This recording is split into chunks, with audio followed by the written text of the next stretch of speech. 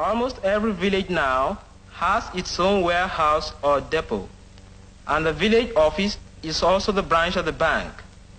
The cooperative bank makes loans to cocoa marketing societies through their district unions, and these give seasonal credit to their members, which is repaid at harvest time.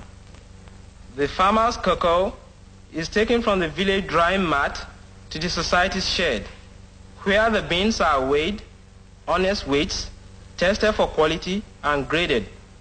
The farmer is paid on the spot. The part of the money he wants to draw, the balance is left as a deposit, which he draws later in bits as he needs it. Cooperative marketing business is efficient, democratic, and popular.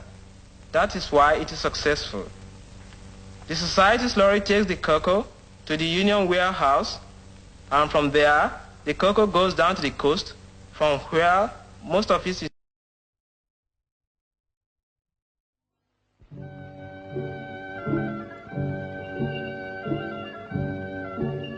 This is something of the war effort from the Gold Coast of West Africa, manufacture of soap from cocoa beans.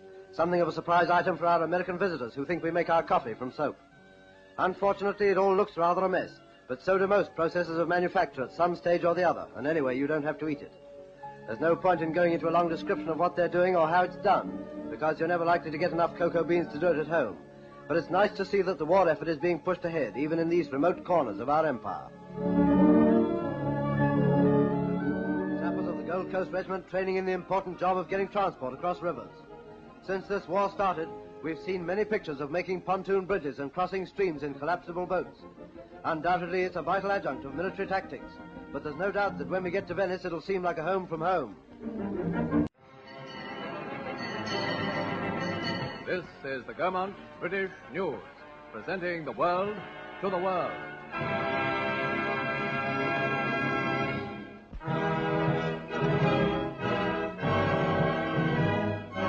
Church House, Westminster, sees the official opening of Britain's first Colonial Mount, with the Governor's escort of Gold Coast Police forming a guard of honour for the arrival of the King and Queen.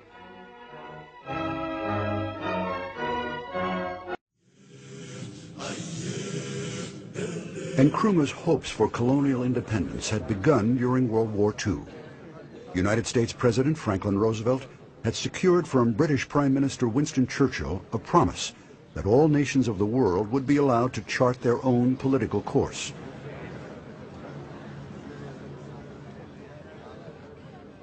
Churchill didn't realize it at the time, but it was the beginning of the end for European colonialism. A new power was on the world scene, the United States of America. And it faced a world which had already been containerized by the European powers. And it said, open up, unlock, we want in. And that unlocking was independence from the American point of view. As World War II drew to a close, the United Nations was formed. It would provide a forum where nations could meet to address issues of mutual concern. Among the founding principles of this new organization was a declaration of support for political freedom and independence. The colonial powers of Europe vastly underestimated the power this would have. When I first joined the UN in 1945, I was astonished at particularly the British Foreign Office. And people would say, well, decolonization is a small matter, 100 years, 150 years, maybe. Well, actually, it took 20. Colonialism, of course, is the absolute enemy of open economies and of free trade. Colonialism is about anything. It's about managing economies, restricting access, either formally or informally. And it emphasizes the importance of Africa as a producer of raw materials. Known to Europeans and Americans for centuries as the Dark Continent, by the late 1880s, European nations had colonized virtually all of Africa. In 1884, they met in Berlin to draw up the political boundaries of their colonies. These boundaries seldom had much to do with the realities of Africa. This, of course, meant that in some instances they split peoples. In other instances, it meant that people who had been fighting each other before the map was drawn were now put into one administrative unit. Of course, the Europeans could all play on that in order to keep the peace. During the Second World War, the Europeans had recruited their colonial subjects to the war effort. African conscripts were not always well treated. In 1948, in the Gold Coast's capital, Accra, disgruntled ex-soldiers demonstrated for fair pay for their wartime service. A number were shot and killed by colonial police, sparking riots across the country. One of those imprisoned without trial in the aftermath of the rioting was Kwame Nkrumah. He had just returned from England to be General Secretary of the United Gold Coast Convention Party. Nkrumah's arrest instantly transformed him into a national hero. The Gold Coast was one of the richest colonies in Africa. Diamonds, gold, and cocoa were its main exports. Its early history was dominated by the slave trade. Nkrumah himself came from a small village near the old slaving forts of Elmina. In the 1930s, he managed to make his way to the United States to study. While in the U.S., he was influenced by African-American scholars and black nationalist pioneers.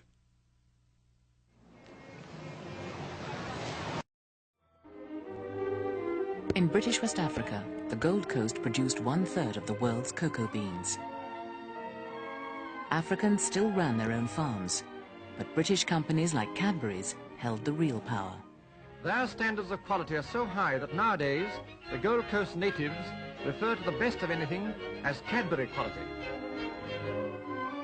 To keep costs low for British buyers, the government fixed the cocoa price, though it wasn't presented in quite that way.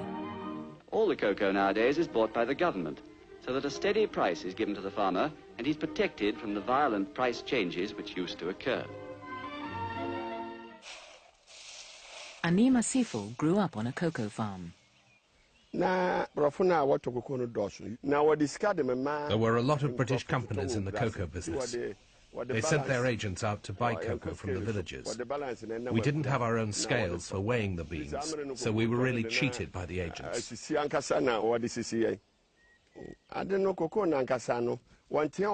had to accept the prices they gave us.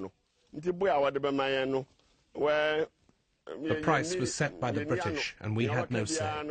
Our hands were tied. The Europeans needed the Africans for the work they could do.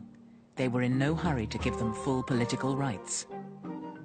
At best, the British and French thought Africans might one day run their own internal affairs. But it might take 50 years. The Belgians and Portuguese couldn't conceive of this ever.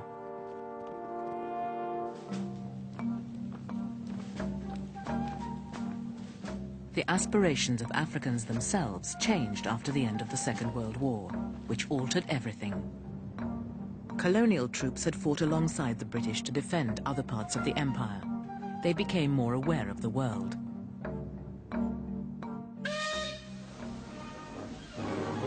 From the jungles of Burma, tough veteran West and East African troops arrive at Bombay on their way home. And their fighting skills struck terror into the Japanese. They were masters of jungle warfare. They'd learned something else. In India, they'd seen the nationalists challenging the British. Geoffrey Adoma returned to the Gold Coast with a new insight. Well, the Indians were very, very political. They were very political. We had conversation with some of them. They said, why are we fighting for Britain? Then we say we are fighting for world freedom. So they asked us, are you yourself free? We said, no. He said, well, fight for your freedom first. As I said, this had a very big impression on the Gold Coast soldiers. Me especially, it had a big impression on me. The African struggle for self-rule, which would soon spread to other parts of the continent, began in the British colony of the Gold Coast, where only 5,000 Britons, mostly traders, lived alongside 2 million Africans. Trouble began when demonstrations led by army veterans turned into violent riots, and 29 were killed.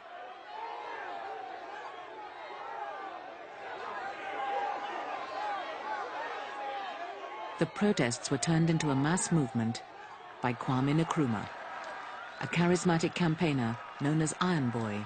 He founded a political party and told Africans, "We have the right to govern ourselves."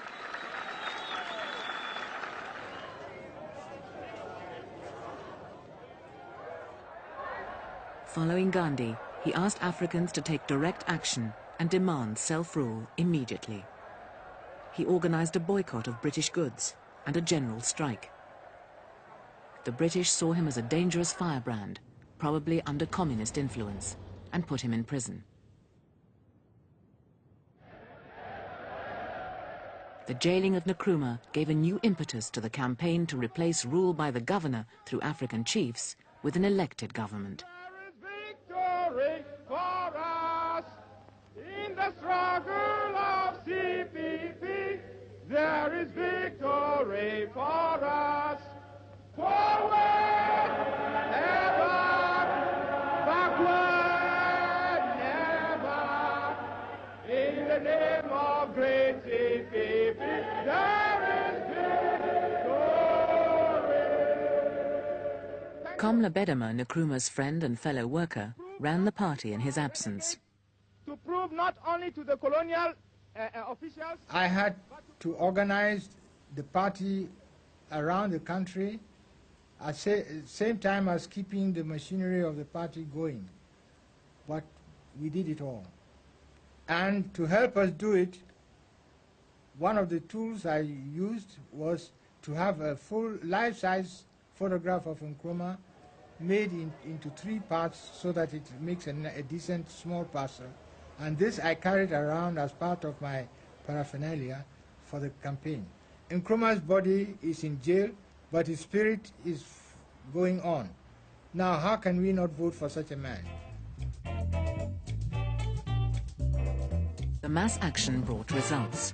With the colony in ferment, the British finally agreed to a general election. They hoped Nkrumah would lose to more conservative opponents.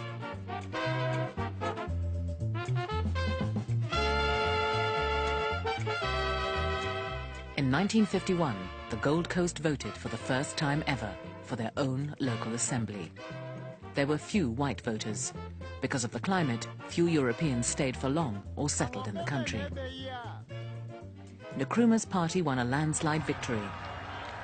Reluctantly, the governor had to release him from jail.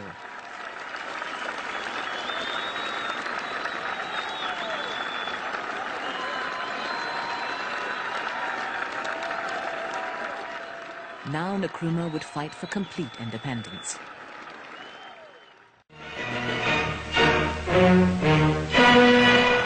At Accra, a huge crowd cheers as Kwame Nkrumah leaves James Fort Prison freed by the governor as an act of grace on the eve of the inauguration of the new constitution.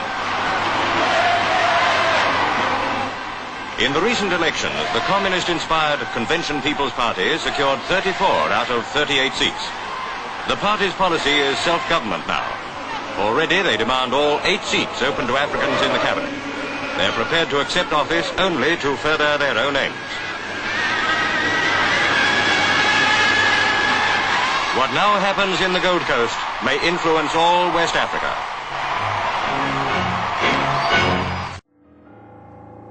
We begin in West Africa, one of the 2 great areas of the world where we have ruled but never settled. To the people of the Gold Coast, there came last week a day that will always be remembered in their history. For here, in what's been a British colony for more than a century, nearly 1 million people went to the polls in their first general election. The main issue in the election lay between those who want self-government sometime in the future and those who want it now, like the Convention People's Party, the CPP. Their leader, Kwame Nkrumah, spent election day in jail, serving a sentence for incitement and sedition. Nkrumah's rise had been irresistible. After spending 10 years in America as a student, he had returned to the Gold Coast in 1947. Within 2 years, he had formed a political party. 2 years after that, he swept to power. Although the British still controlled trade, defence and foreign policy, he had become the first black African Prime Minister. Nkrumah, before coming into power, has, in his election manifesto, had made certain promises about development, about turning the country into a modern industrial country. Nkrumah very much believed that for development, power was necessary, that you had to have power, that without power you couldn't develop. Power meant electricity, and the source was to be the giant Volta River that flowed through the eastern half of the country. Ever since the 1920s, the British had planned to build a dam there. A hydroelectric plant would produce electricity to make aluminium from the Gold Coast's vast reserves of the mineral bauxite. In the early 50s, Britain was desperate for a cheap source of aluminium, and Nkrumah joined with the British to resuscitate the scheme. This is the Volta, the greatest natural resource of the Gold Coast, whose latent power is the mainspring of the most visionary development project in the whole of Africa. And this is bauxite, which lies in millions of tons beneath the green forested hills of the Gold Coast. From this red earth, man can extract the shining wonder metal of today, aluminium. And that is the aim of the Gold Coast, to cap the march to independence with a dramatic leap into the age of technology.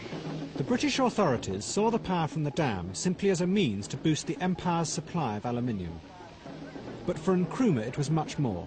He saw it as the key to fulfilling his country's destiny. The power was originally conceived just for the manufacture of aluminium in this country. But then when Kwame came, he gave a new accent, a new importance to that power project. That was, the power was to be used for a comprehensive economic development of the country.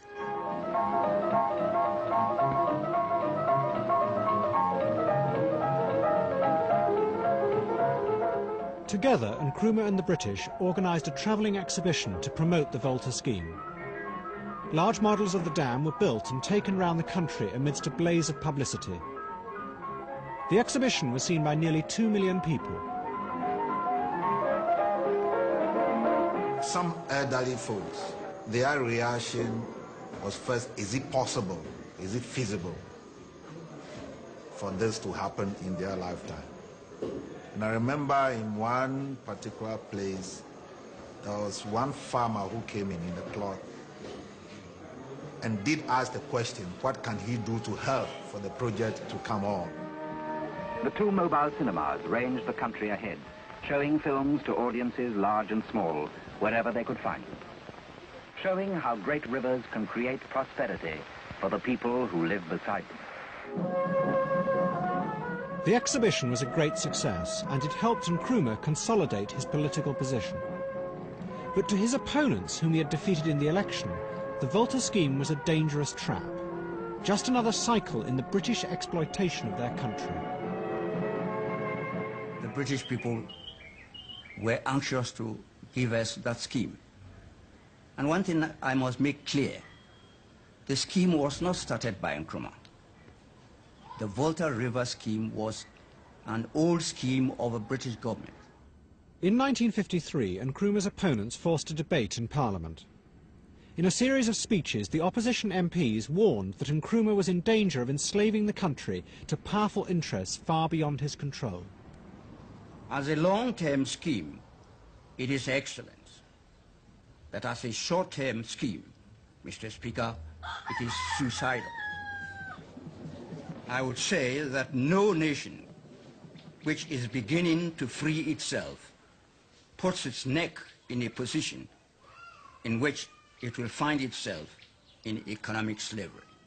At the end of the debate, Nkrumah defended his partnership with the British. "We are not boys," he said. "Do you think I am a fool to enter into a project like this blindly? I am not so damn silly as to put my nose into something that is detrimental to this country." All my life, I've been a man of peace, working for peace, striving for peace, negotiating for peace. But I'm utterly convinced that the action we have taken is right. In 1956, Britain invaded Egypt, to prevent President Nasser from nationalizing the Suez Canal. Within 10 days, the United Nations and the Americans forced them to retreat. Suez symbolized the decline of Britain's colonial power. Vast projects like the Volta Dam began to look increasingly insecure in the face of confident new African leaders. And Britain was running out of money. That same year, Nkrumah's government was told the Volta scheme was shelved. Nkrumah had received the news that the British government intended to pull out of the scheme because the finances were getting too large for them to handle.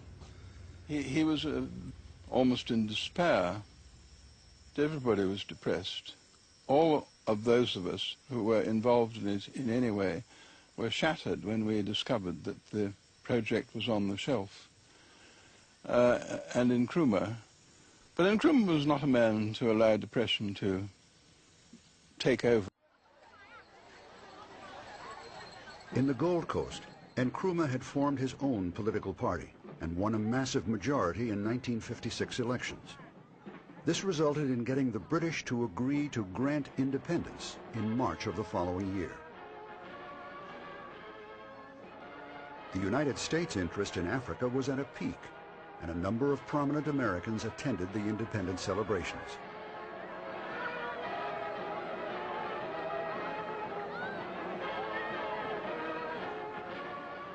These included then Vice President Richard Nixon and Dr. Martin Luther King.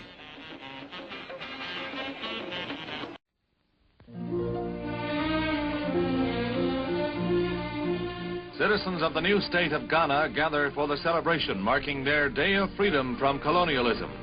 What was once the Gold Coast, a British colony, now becomes an independent Commonwealth. Vice President and Mrs. Nixon represent the United States at the three-day festivities. Native dances and games mark an event of historic importance since Ghana becomes the first Negro colony in Africa to gain its freedom. Premier Kwame Nkrumah chats with Representative Adam Clayton Powell of the U.S.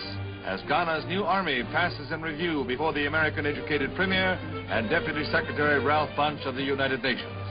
Another feature of the occasion is a beauty contest in which the fairest of the land compete.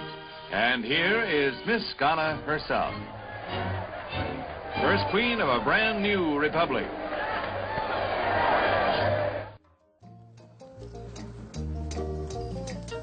The people of the Gold Coast had had their own assembly under the British, but not independence. In 1957, they became the first black Africans to get complete freedom. Leaders from East and West came to Accra to see the handover.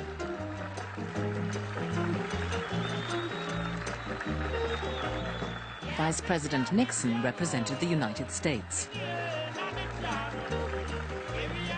He arrived with a delegation that included civil rights leader Martin Luther King. A new order is coming into being and an old order is passing away. It seems to me that this is fit testimony to the fact that eventually the forces of justice triumph in the universe, and somehow the universe itself is on the side of freedom and justice. The British were proud of the peaceful nature of the transfer. For Dr. Nkrumah, main architect of Ghana's independence, this is a day of fulfillment. The longing to be free, the need to be free, these are part of the rightful heritage of man, a heritage denied to colonial Africa until now. The Gold Coast was renamed Ghana, with a parliamentary system modelled on Westminster.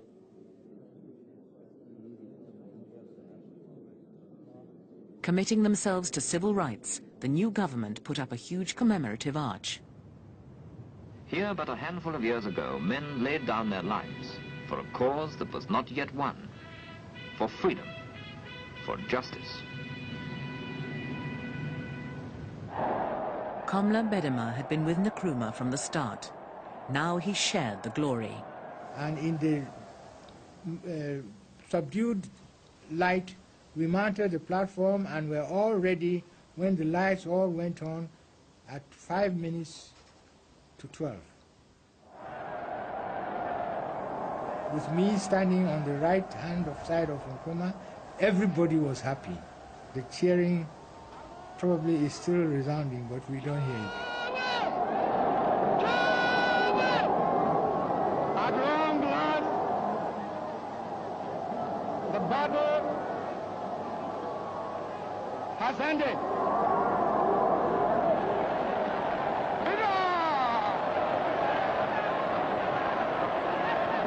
And thus, Ghana, your beloved country, is free forever. From now on, there is a new African in the world. That new African is ready to fight his own battle and show that after all, the black man is capable of managing his own affairs.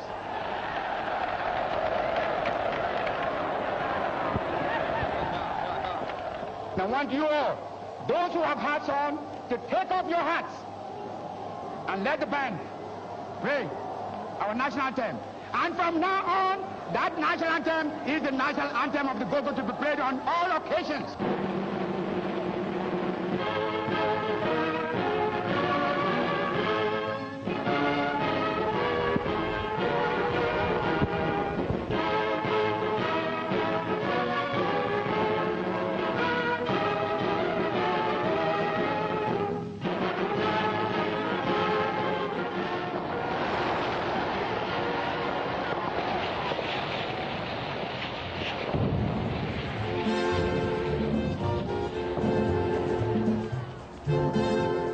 The song of the night was called Freedom High Life, written by E.T. Mensah, the king of African high life music.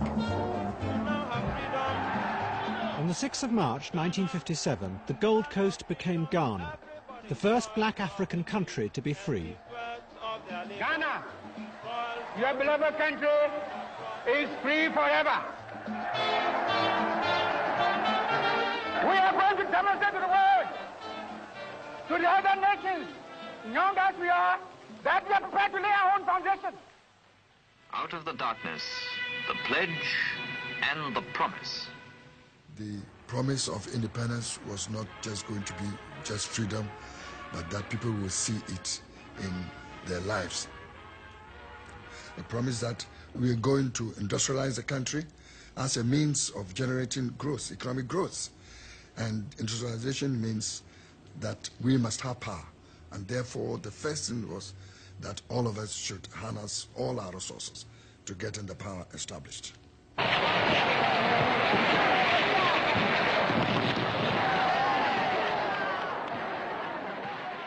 It was a glorious moment for Ghana and for Nkrumah. Jolly, merry and gay, the 6th of March, Independence Day. Nkrumah took advantage of the moment to call for freedom throughout Africa. Our independence is meaningless unless it is linked up with the total liberation of the African continent. At independence, everybody was excited. It was unbelievable. Everyone expected great things to happen. We're going to rule ourselves, decide on our own programs for education, for health, social services, improve our agriculture, and industrialize our economy. So it was, the sky was the limit. Ghana, Ghana, land of freedom, toils of the brave and the sweat of the labor, toils of the brave which have brought results, toils of the brave and the sweat of the labor, toils of the brave which have brought results. It's very great that day at the Independence Square. People are dancing, singing. They love the music and the song. The song really symbolizes the saying of Nkrumah, at long last, the battle is ended. Because we have freedom. We have our freedom.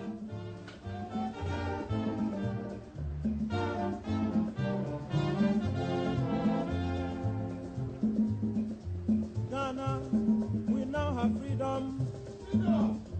Ghana.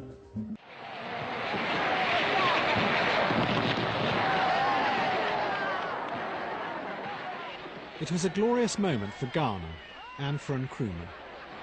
But in private, he knew that many of the promises on which he had been swept to power might prove dangerously hollow if the dam were not built. It was the key to his vision of leading Africa into a shining tomorrow. Freedom! Freedom! Freedom! But then, 4,000 miles away, a simple twist of fate brought the Volta scheme back to life.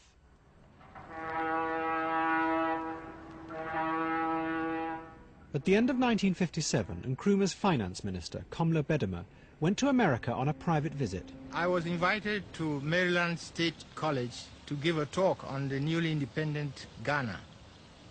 And as I was driving there from New York, I felt like having a drink of orange juice or water at a roadside restaurant, Howard Johnson's restaurant in Delaware. My secretary, who was an American, a black American, told me, "Minister, I think this is one of the states where they are very sticky about color." I said, "What?" The home of good food is Howard Johnson's. Howard Johnson's is such a friendly place to have good food. I asked for 2 glasses of orange juice. The girl looked at us, said, "No, sir, you can't." I said, "What? You can't?" Then she turned away, went in and told the manager to come and speak to us. So the manager came and said, "Gentlemen, I'm sorry, because of your color, you can't drink in here." And I said to him, "Look, there are people here who are lower social status than I am, but they can drink and I can't. Okay, you can keep the orange juice and the change, but you haven't heard the last of this." Next morning, it was world news all over the world. Well, during the course of breakfast with the president, he wanted to know how it all happened, so I told him... During breakfast, he asked me, "What were you doing in the United States?" I said, "I have come here to talk about the Volta project." "How's that project?" he asked. I said, "Well, we put it in cold storage because we can't find the money immediately." "Have you talked to the State Department?" he said. "No, we haven't." "Dick, Richard, will you take care of that?" And that was how the Volta project came back to life so soon. Nkrumah seized the opportunity. He wrote to Eisenhower asking for help in building the dam. Eisenhower invited him to visit America. At their meeting in March 1958, he told Nkrumah that the best way to get the scheme started again would be to involve American industry. The Kaiser Aluminum Hour. Eisenhower contacted Edgar Kaiser. He was head of one of the largest aluminium corporations in the world. Kaiser Aluminum, the bright star of metal. Kaiser was based in Oakland, California. It had mines and smelting plants throughout the world. It promoted aluminium as the shining, lightweight metal of the future. Presenting aluminum, in a demonstration of those remarkable properties that have made it the favorite of millions. Aluminum is famed for its lightness. At Eisenhower's request, Edgar Kaiser flew from California to meet Nkrumah in New York. We were staying at the Waldorf Towers, and Edgar came in, and he and Nkrumah stood and looked at each other, and some kind of magnetic quality passed between them. It was quite remarkable. They took to each other at once. And I doubt if that electricity ever evaporated throughout their experience, although they had many set twos in one way or another. You are watching a scene which may well be historic. The date, December 1958. The place, Accra, Ghana. The occasion, the rallying of people from a whole continent to discuss what may become a new USA, a United States of Africa. Already being hailed as the father of African nationalism, Nkrumah gave funds to other nationalist movements and preached the message across the continent. This mid-20th century is Africa's. This decade is the decade of African independence. Forward then to independence. To independence now. Tomorrow, the United States of Africa.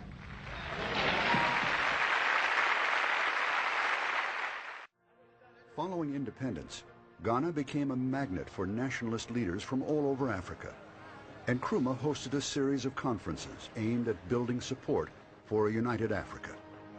That brought in almost all the freedom fighters from Africa: South Africa, Rhodesia, East Africa, North Africa. This first crop of leaders, they were all attending the African freedom fighters conferences. I appeal to you in the sacred name of Mother Africa to leave this conference resolved to rededicate yourselves to the speedy liberation of your territories. Last-minute preparations before the conference begins, there lie long years of work and struggle for the advancement of African independence. Yesterday, these countries, now meeting in Accra, were far apart. Often they were divided against each other. Today, they are one. Names are changing. Ideas are changing too. Here begins, in unity, a new Africa. Ethiopia, Ghana, Liberia, Libya, Morocco, Sudan, Tunisia, United Arab Republic. Strong, with the onward drive of liberation. Peaceful, because independent. United, because free. Only South Africa, although invited, does not attend. A year ago, Ghana welcomed the statesmen of the world to celebrate her own independence. Today, this country is proud to welcome the statesmen of free Africa.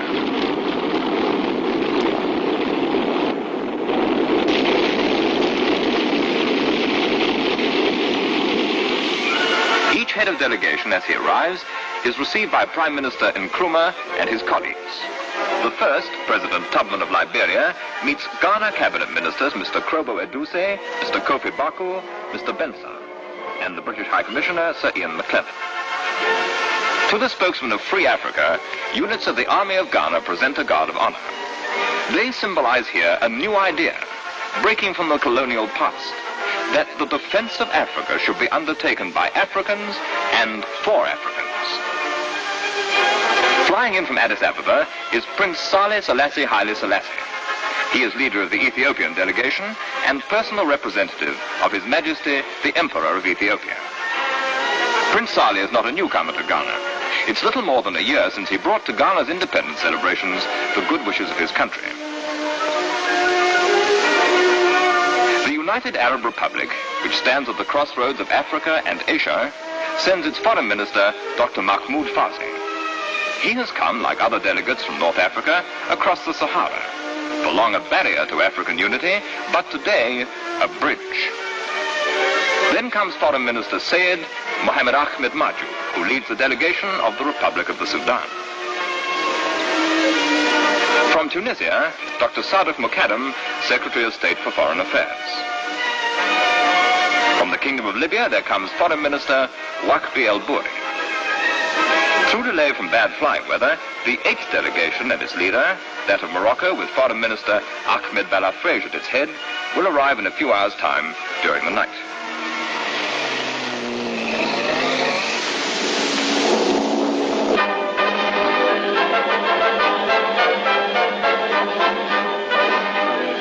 Freedom Day, the 15th day of April, 1958. Mrs. Fatia Nkrumah accompanies the Prime Minister to the inaugural session.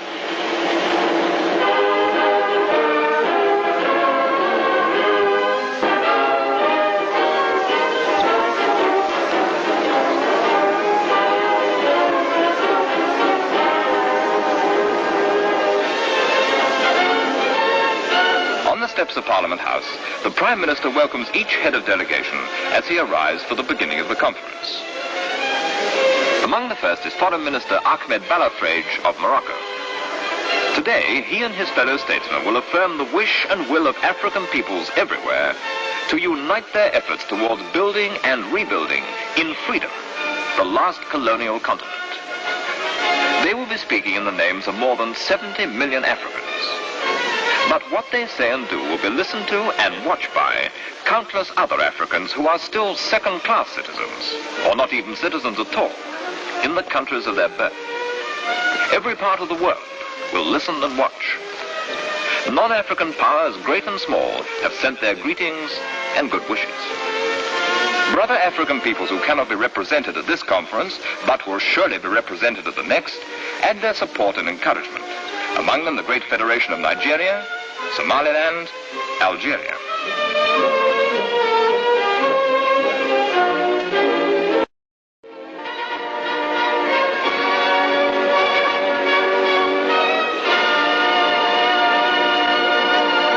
This scene for all Africa, free or unfree, will not be forgotten.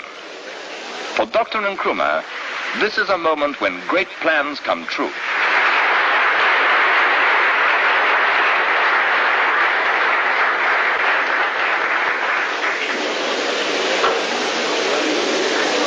Leaders and representatives of the government of the African independent states, fellow Africans, Your Excellencies, ladies and gentlemen, it is my pleasant duty on behalf of the government and people of Ghana to welcome you, our distinguished guests, to our country. We are deeply grateful and highly honored to have among us such eminent statesmen of free Africa. We hope that your stay in our midst will be happy and enjoyable. And we pray that divine providence will bless and guide our deliberations so that we may arrive at decisions which will be to the mutual benefit of the peace, happiness, and prosperity of our various countries. For long years, men in Africa have hoped for a meeting such as this, and so it's a high point in African history. Had the miseries of our continent ended with the slave trade, we might perhaps have found a means of recovering from the wounds which this system inflicted upon us. But alas, a new misfortune, colonialism, befell us. While the slave trade took away from Africa shiploads of our people, colonialism enslaved them in their own territories.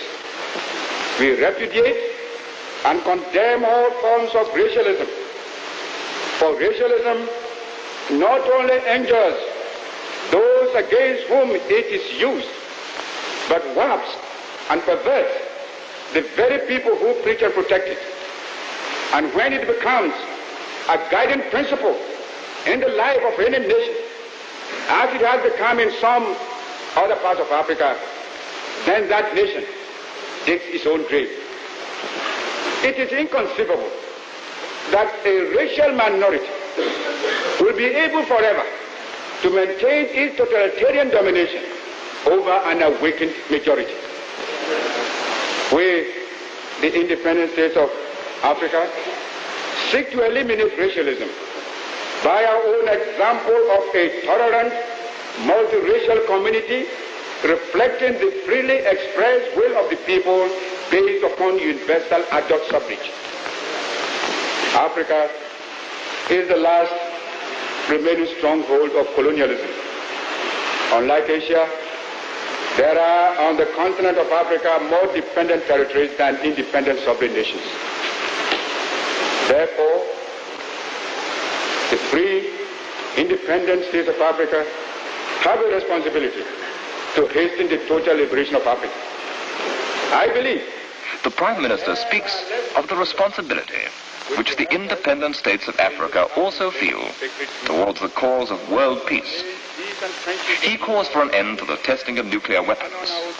He condemns any plan there may be for using the Sahara as an atomic testing ground. He appeals to the United Nations to halt any such threat to African safety. Today, he says, we are one. An injury to one is an injury to all. From this conference must go out a new message. Hands off Africa. Africa must be free.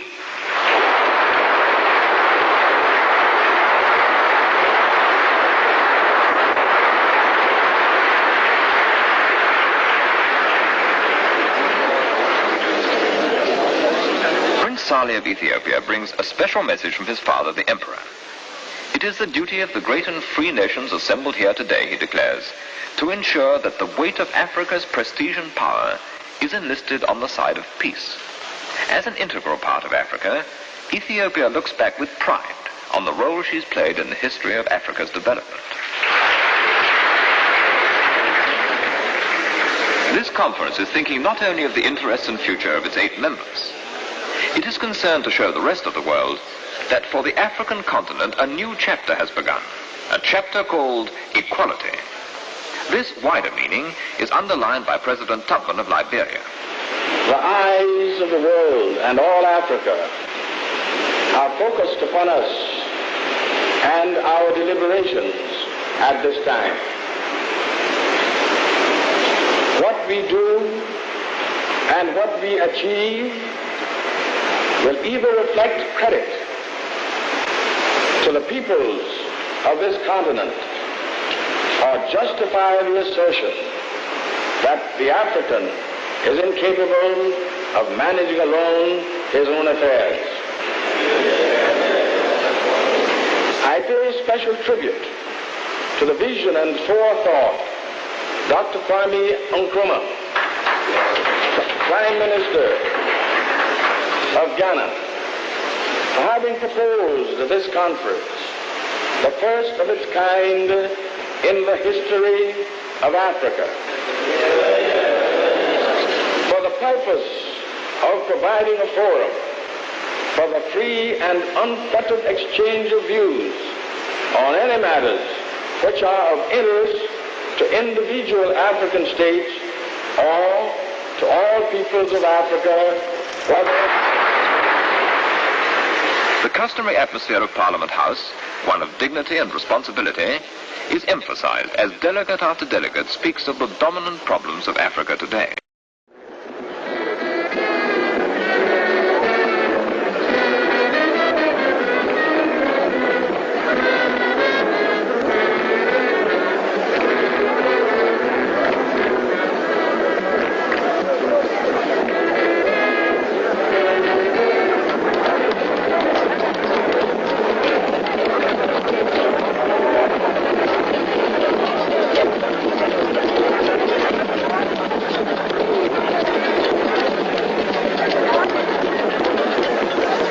Note of energy and confidence in the future, delegates meet for their closing session.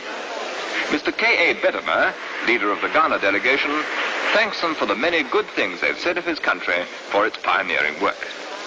The conference is now ending, and our guests will soon be departing for their homes. When we next meet, which at the invitation of the Ethiopian delegation will be in Addis Ababa, we shall look forward to seeing delegates from those territories like Algeria, Somaliland, and the Federation of Nigeria sitting side by side with us and taking a full part in our deliberations.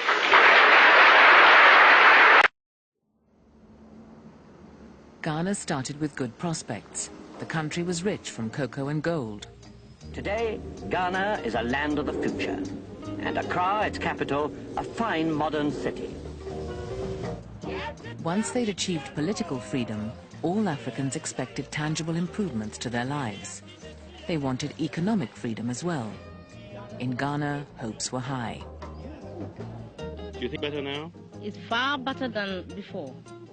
Far better. Do you make more money now? Yes, yes. Make more money.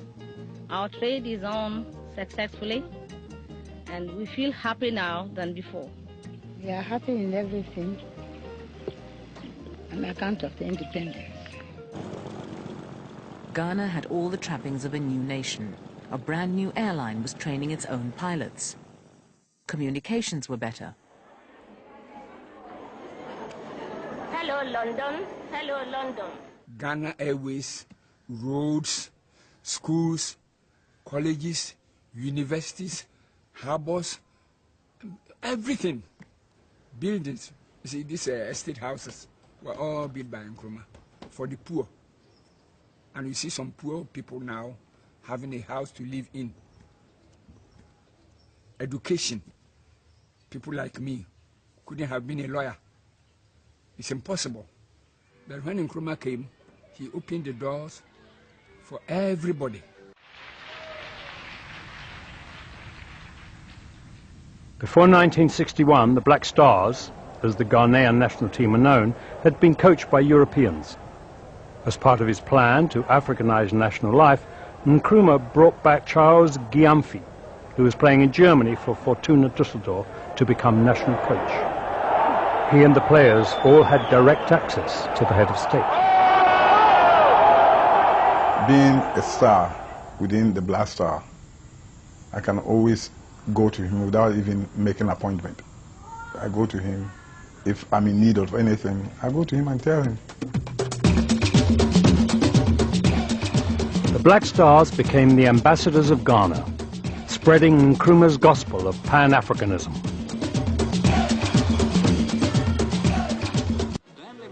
The ageless wizard takes the field once again, but in case you hadn't noticed, it's not Blackpool he's playing for this time. The scene is Accra Stadium, and his teammates are the Hearts of Oak, Ghana's leading side. Over the bar, but never mind, in a few minutes Stanley's back again, as slippery as ever. A teammate grabs the pass, the goalie runs out, but he dodges him and the goal's wide open. All the spectators are cheering for Stanley, the uncrowned king of soccer. Uncrowned? The Hearts of Oak soon put that right.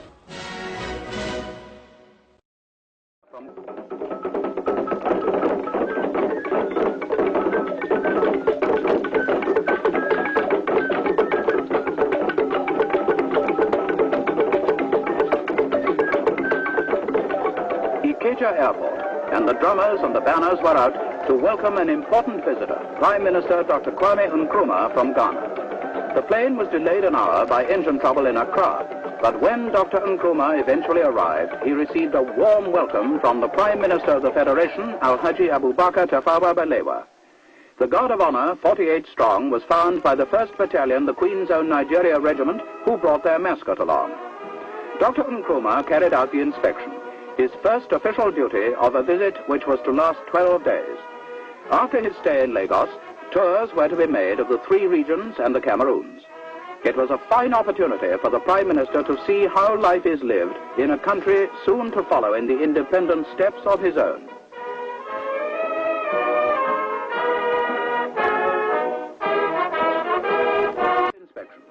And wherever he went, the 49-year-old Prime Minister of Ghana received a warm welcome from the students.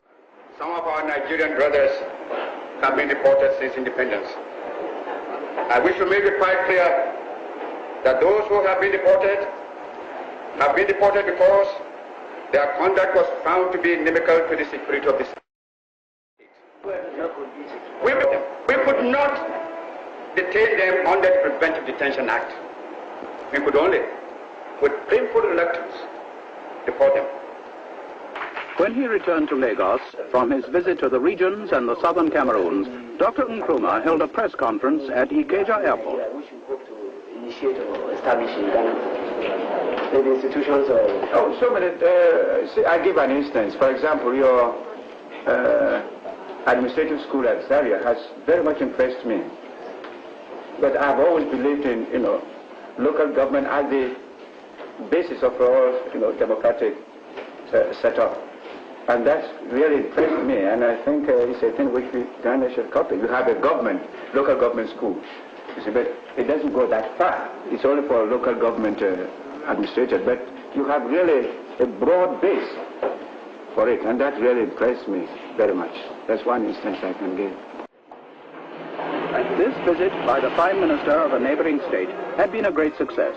Dr. Nkrumah left with a clear appreciation of the Nigerian way of life. The friendships he had made and the discussions which took place will obviously be of great value to both countries. The Federal Prime Minister walked with him to the Ghana Airways plane, which was to fly him home to Accra. Before he boarded the aircraft, there were more farewells to be taken for many new friends there were to wish him bon voyage.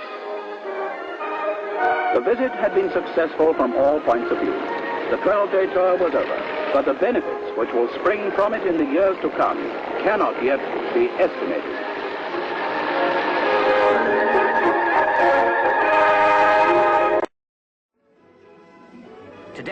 Ghana is a land of the future. Accra's international airport serves the major airlines. At the end of 1958, a team of Kaiser executives and engineers flew to Accra to look at the plans for the scheme. And at the end of the journey, a modern city. Welcoming Nkrumah offered the Kaiser team a deal.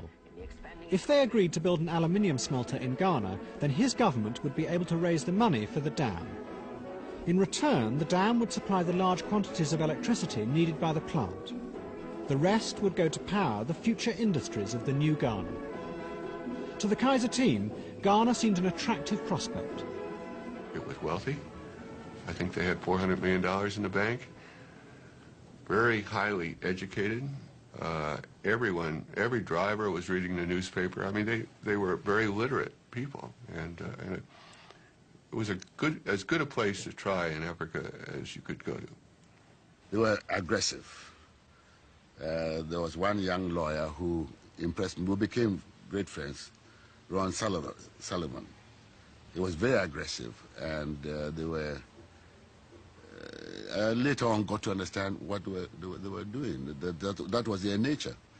Unlike the British, who were very gentlemanly, the Americans were straight to the point and no frills or wrapping up the...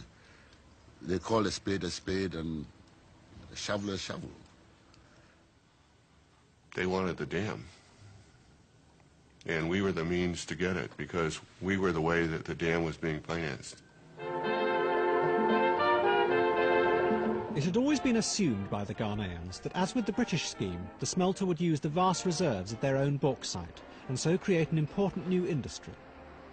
But in the middle of the negotiations, the Kaiser team made it clear they had no intention of using Ghana's bauxite for the time being. Instead, they would import the raw materials needed by the smelter from America. The decision shocked the Ghanaian negotiating team. They might have been disappointed, but you have to realize that wasn't that high grade of bauxite. It was high 30s or low 40s, and the bauxite, for example, over in Guinea was 55%. Makes a lot of difference in cost. It just wasn't possible at that time. This seemed to be totally wrong to Nkrumah. He was intensely upset. He could never believe that Ghana's bauxite couldn't be converted by a series of processes into pots and pans and roofing sheets. What the Kaiser executives didn't tell the Ghanaians was that there was another reason why they didn't want to use the local bauxite. We were greatly concerned that if we located within Ghana all of the bauxite and power necessary to have an integrated aluminum operation, that someday our project, if it were profitable, might be nationalized by the government and taken away from us. The Kaiser team refused to change their minds. They knew as well as Nkrumah did that without them there would be no dam. At the end of 1959, Nkrumah told his team to agree to Kaiser's terms. Millions of dollars worth of Ghanaian bauxite would remain in the ground. But with Kaiser's letter of intent in his pocket, Nkrumah knew he could now set about raising the money to build the dam. He approached the World Bank. It had been set up at the end of the war to provide loans to rebuild Europe, but now it had turned its attention to the Third World. He asked the bank for £30 million. It was the largest loan ever requested. Yet the bank's economists believed, as Nkrumah did, that electricity was the key to industrial development in the Third World. We envisaged the development of this power resource as fundamental to Ghanaian economic development. The provision of power, electric power to Ghana, was an immense economic benefit to the country, was a sine qua non of economic development in the country. So let's accept that the economic benefits for power to Ghana were tremendous. The belief that science and technology applied on a grand scale would somehow inevitably propel a third world country into the industrial age was the prevailing wisdom of the time. It was called the theory of takeoff. It gripped the imagination of politicians and economists both in the West and in the Third World. In June 1960, the World Bank approved the scheme in principle. but its report had important reservations. The most serious concerned the price Kaiser paid Ghana for electricity. The World Bank made it clear that if Nkrumah was to get the benefits he expected from the dam, he must negotiate a certain minimum rate for the power. If he didn't, Ghana might find it difficult to take off. Our report essentially was saying to Ghana, this project will succeed and we're prepared to make a loan on it, and the loan can be paid out if the power price is right. This was absolutely the key to the negotiations. As a conductor of electricity, it's hard to beat. But Kaiser needed a low rate if the smelter was to be profitable. A second round of negotiations began. In toughness and adaptability, it can be made as strong as structural steel. Nkrumah faced a terrible dilemma. His advisors and the World Bank told him that if he accepted the price Kaiser was offering, the high expectations he had of the dam might not be realized. But if he refused, Nkrumah knew that Kaiser would pull out and the dam would never be built. Nkrumah was a man besieged. He had to do something. As you know, he had raised up hopes of the development of the country, that the Volta River project would turn Ghana into a modern industrial country. He had no other program. Insofar as he saw it as providing this minimum of the power which he saw, he was prepared to go along. The negotiations dragged on through the autumn of 1960. Neither side would give way on the electricity price. Finally, one hot afternoon in December, Edgar Kaiser decided to confront Nkrumah and force the issue. Kaiser asked for the meeting to be adjourned and went straight to Nkrumah and explained that perhaps his shareholders would not go along with the project if we asked for a higher power rate than Kaiser was asking for. A message came back after lunch, direct from Nkrumah, that we're to go ahead and accept the rate. He wanted the project at all costs. Kwame Nkrumah and Edgar Kaiser on the 22nd of January 1962 signed the master agreement, which enfolded every provision that was necessary between Edgar Kaiser's company and the Ghana government. When they had signed it, they stood up and clasped each other in a very, very genuine embrace. I was there together with a large number of other distinguished guests, and I don't think any of us will ever forget it. The following day we all went to Akosombo, and Nkrumah let off a vast charge, and the scheme started.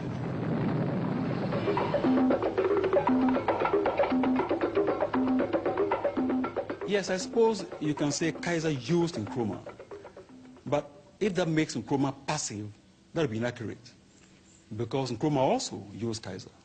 The question is, whose end of the bargain came out better? Nkrumah would seem to have been going into an area with so many unknowns. One can say that while he was pursuing power, power slipped through his fingers. But even as Nkrumah and Edgar Kaiser celebrated, other forces were becoming involved in the scheme. The dam was now a hostage in the vicious confrontations of the Cold War.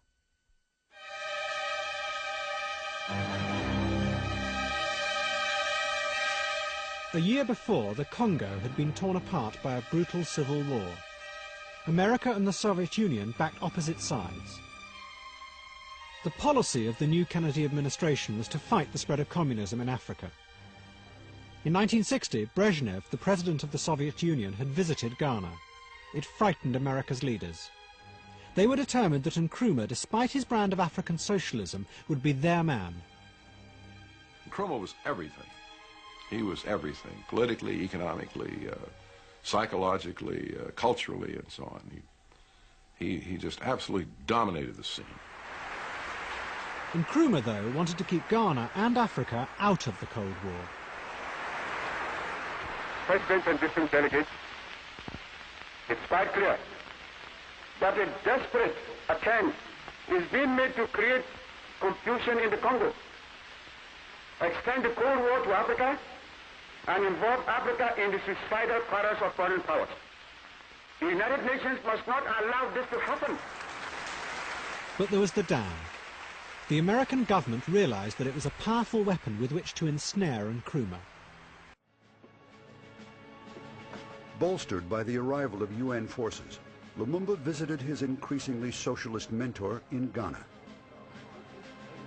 During that short visit of Lumumba, they signed a union treaty, a very short treaty, which established a union between Ghana and Congo as a beginning.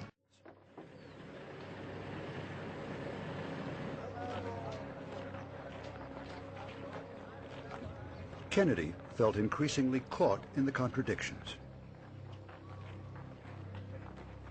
And one of the crisis flashpoints in Africa for Kennedy was the Congo. Suddenly, we're criticizing Belgium. And these are NATO allies. They're saying, quit criticizing what we're doing there. We're not criticizing what's happening in Alabama, where you're not giving African Americans the right to vote and that people are being killed in Hays. Why are you bothering with our colonial problem?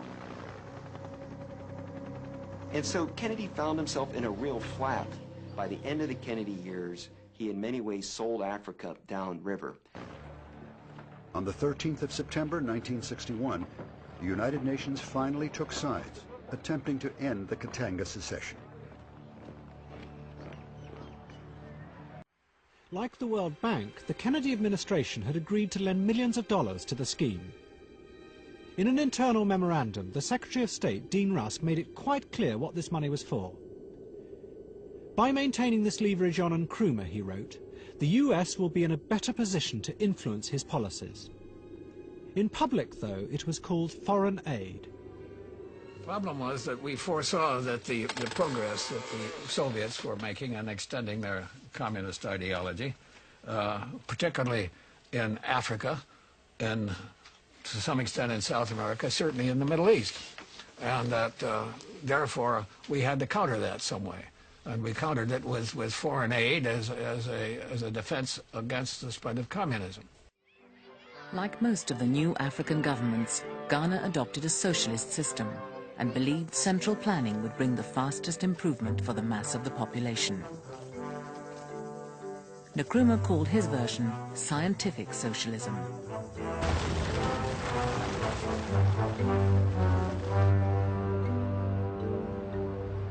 Ghana has made challenging and exciting plans for industrial development. They will attract foreign investment and increase and diversify her production, which has hitherto depended largely on the cocoa crop. The spectacular progress made industrially and financially in Ghana has captured the imagination. The giant Volta Dam would produce all the electricity the country needed and allow aluminium to be smelted in a new plant as well. But in the rush for development, mistakes were made. Ghanaians soon became victims of bad advice and greed. Huge silos built for the cocoa crop were never used. The aluminium smelter was a financial disaster. When he thought the road schemes were too grandiose, engineer Eddie Francois complained to the president's office. This did not warrant a 4-lane highway. A 2-lane highway at that time would have been enough. There were other places in Ghana which required that money, and that money wasn't put in the right place. Eventually, a friend of my father called me aside and said, hey, keep your mouth shut. Don't interfere with the politics of this game.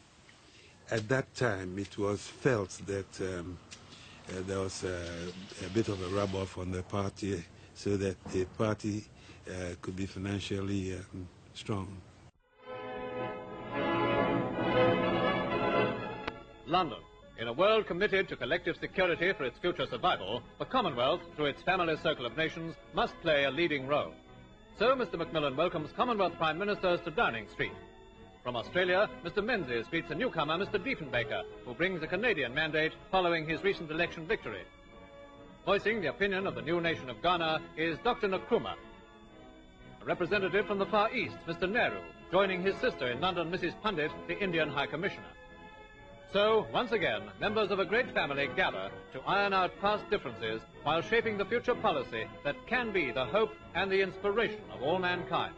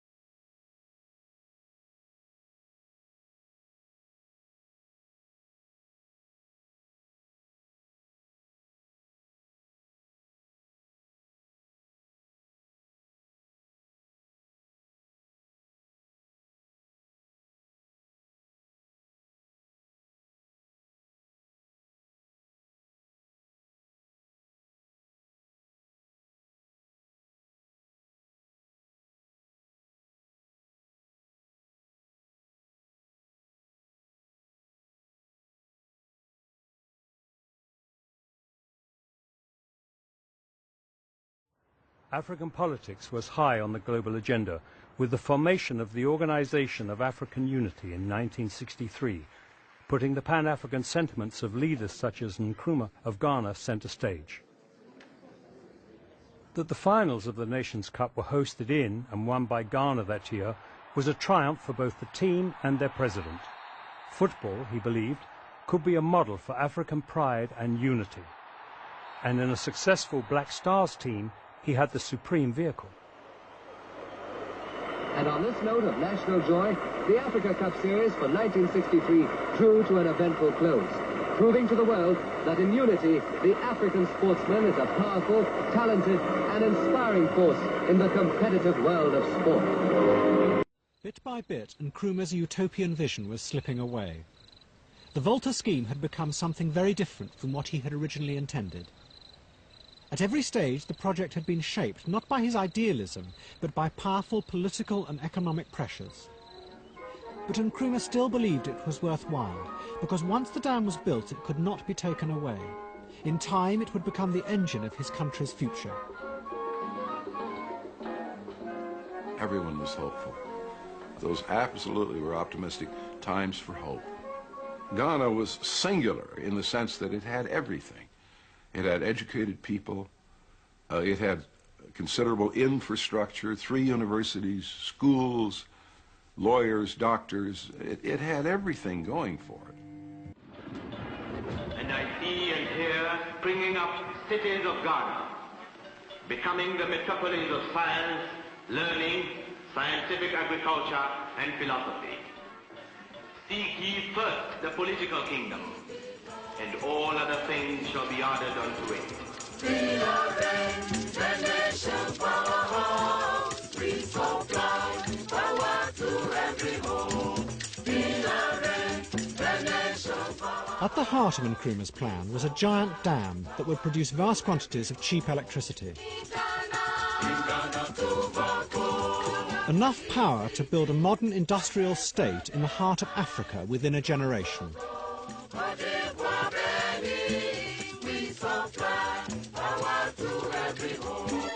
But what Nkrumah did not foresee was that with the dam would come other, more dangerous forms of power which he could not control.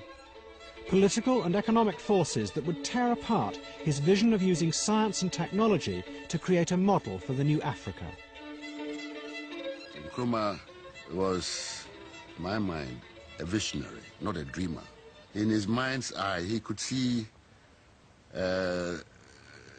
United States of Africa as United States of America.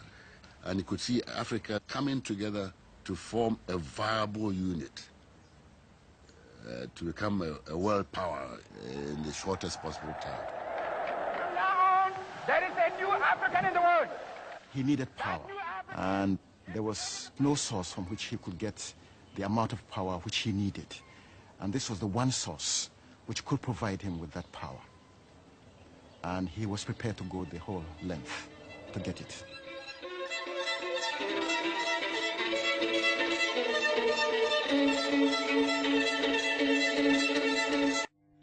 The construction of the dam was to take 4 years. Throughout Ghana, factories and roads began to be built, the foundations of the industrial revolution that would be powered by the dam. But with these trappings of the modern world came other forces that took Ghana's fragile economy even further from Nkrumah's control. Corruption is not a problem peculiar to any country. I personally feel that the only way in which you can stop corruption in a country is to build up a strong public opinion against it. Elements entered into the equation that had not been adequately foreseen, and perhaps the greatest of them was corruption. Corruption of government and of government people, and corruption, I call it corruption, on the part of foreign suppliers who tried to sell Ghana, in fact did sell Ghana, on investment in substantial industrial enterprises which were not properly designed for the country and did not in fact achieve success. In the early 60s, Ghana became a mecca for European industrialists eager to win large contracts from Nkrumah's government. They began to discover that the easiest way was to offer officials from Nkrumah's party a bribe. This soon became the accepted way of doing business in Accra. What resulted was a rush to sell Ghana anything, no matter how inappropriate for an emerging African nation. Vast sums of Ghana's precious foreign currency were spent on these projects. Then, in 1964, Nkrumah's industrial experiment received another body blow. Nkrumah was now gathering all political power into his own hands and building a cult around himself. He was the savior, messiah, redeemer. His picture was seen on shirts, dresses, coins and stamps. Streets were renamed after him. His titles included Chairman of the Central Committee, Prime Minister and General Secretary of the party. Ghana became the first of many one-party states in Africa. More people have been fined for breaking the curfew imposed last Saturday in the city of Accra. 89 people appeared before a magistrate's court. They all pleaded guilty. The economic promises weren't delivered, and scientific socialism soon turned into autocracy.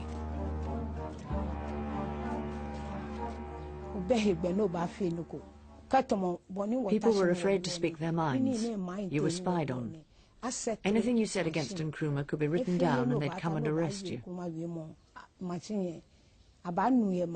If they arrested you, they didn't ask you about what you'd said. They just sent you to prison.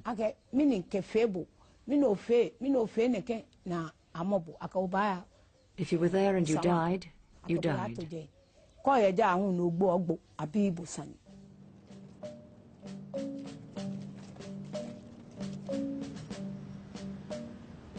Ghana is passing through a revolutionary period. We cannot, under any circumstances, allow imperialists and new colonialists to interlock with traitors in our midst to deflect us from the path of duty and progress.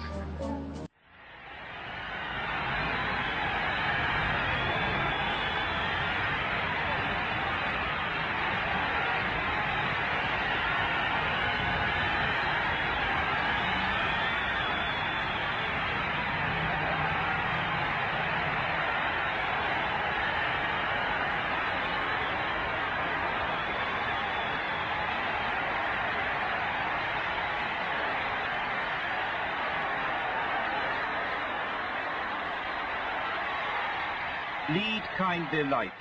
The hymn sung spontaneously when Kwame Nkrumah launched the Convention People's Party, it now starts off most political rallies.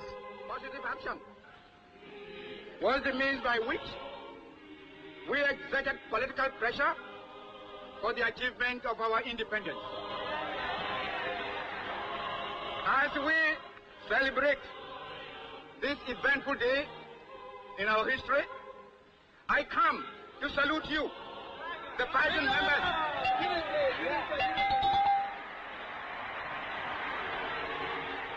I come to salute you, the party members of our revolutionary party.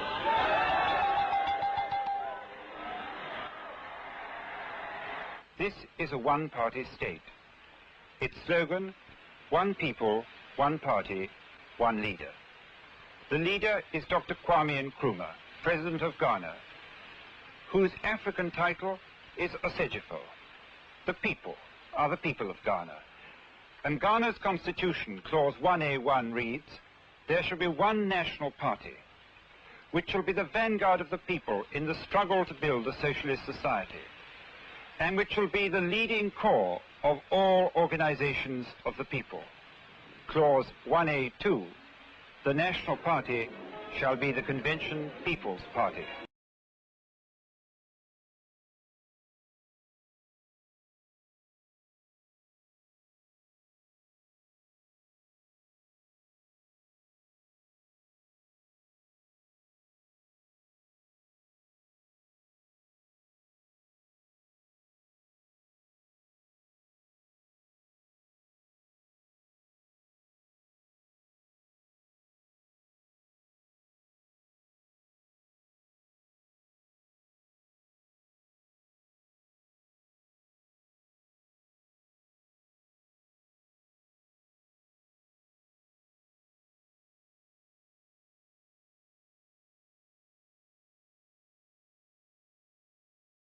Our first reaction to that is that we have seen this all before.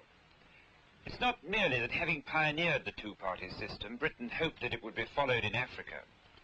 It is also that many of us in our generation have had bitter experience of the one-party state in Europe. But is comparison with Europe fair?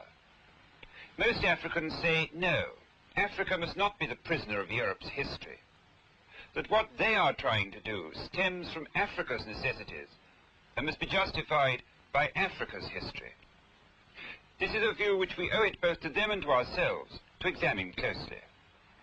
Not just in Ghana, but all over Africa, the new leaders are saying that the two-party system does not suit African conditions, that a permanent opposition that opposes for opposition's sake is alien to African tradition and damaging to the mood of national mobilization which alone can rouse the people to effort and prosperity. Despite geography, ideology, or leaders' personality, states are going the same way. In the Ivory Coast, a free economy, a pro-French policy, and a one-party state. And next door Ghana, socialist, critical of the West, and a one-party state. In one-party Ghana, following an attempt to assassinate the president, slow-boiling friction between party and university came to a head, with 6 foreign staff members purged and deported. Yet in multi-party Nigeria, when the West Region government changed, university staff members were purged by the new party in office for being too closely associated with the old. Under tribalistic party warfare, says Nigerian President Azikiwe, the personality of the Nigerian nation has decomposed and stinks. Until 1946, our rule was authoritarian via traditional chiefs everywhere except in the coastal areas like Accra, where a small educated elite of African traders and professional men did have a long apprenticeship in self-government. The African upper crust, living in houses like these, expected to take over the Englishman's privileges when he left. And Nkrumah's supporters were the masses of underemployed primary school leavers. His positive action was a social revolution as well as a nationalist movement. Nkrumah united these coastal rebels with the discontented commoners of the Ashanti Kingdom. This old gentleman in the bowler is the Asantehene of Ashanti, which used to be a strong feudal confederacy in the middle section of Ghana, back from a visit to Britain for the sake of his health. According to one deputy minister, the Asantehene's political health also benefited because he came back no longer believing in the divine right of kings and prepared to mix freely with his people. In Ashanti and in the upper region, all government used to be conducted in the name of the chief, and they were extravagantly praised. During the transition to independence, the Asantehene and other chiefs financed opposition groups which tried to break Ghana up into a loose federation on a tribal basis. Depriving chiefs of political power, Nkrumah assumed the traditional title Asajifo, or super chief of the nation, so as to bridge the change. Ghana exalted the leader not only as political head, but as her equivalent of a royal family. Nkrumah does no wrong. Nkrumah does no wrong. A new patriotism was instilled into the young. Nkrumah does no wrong.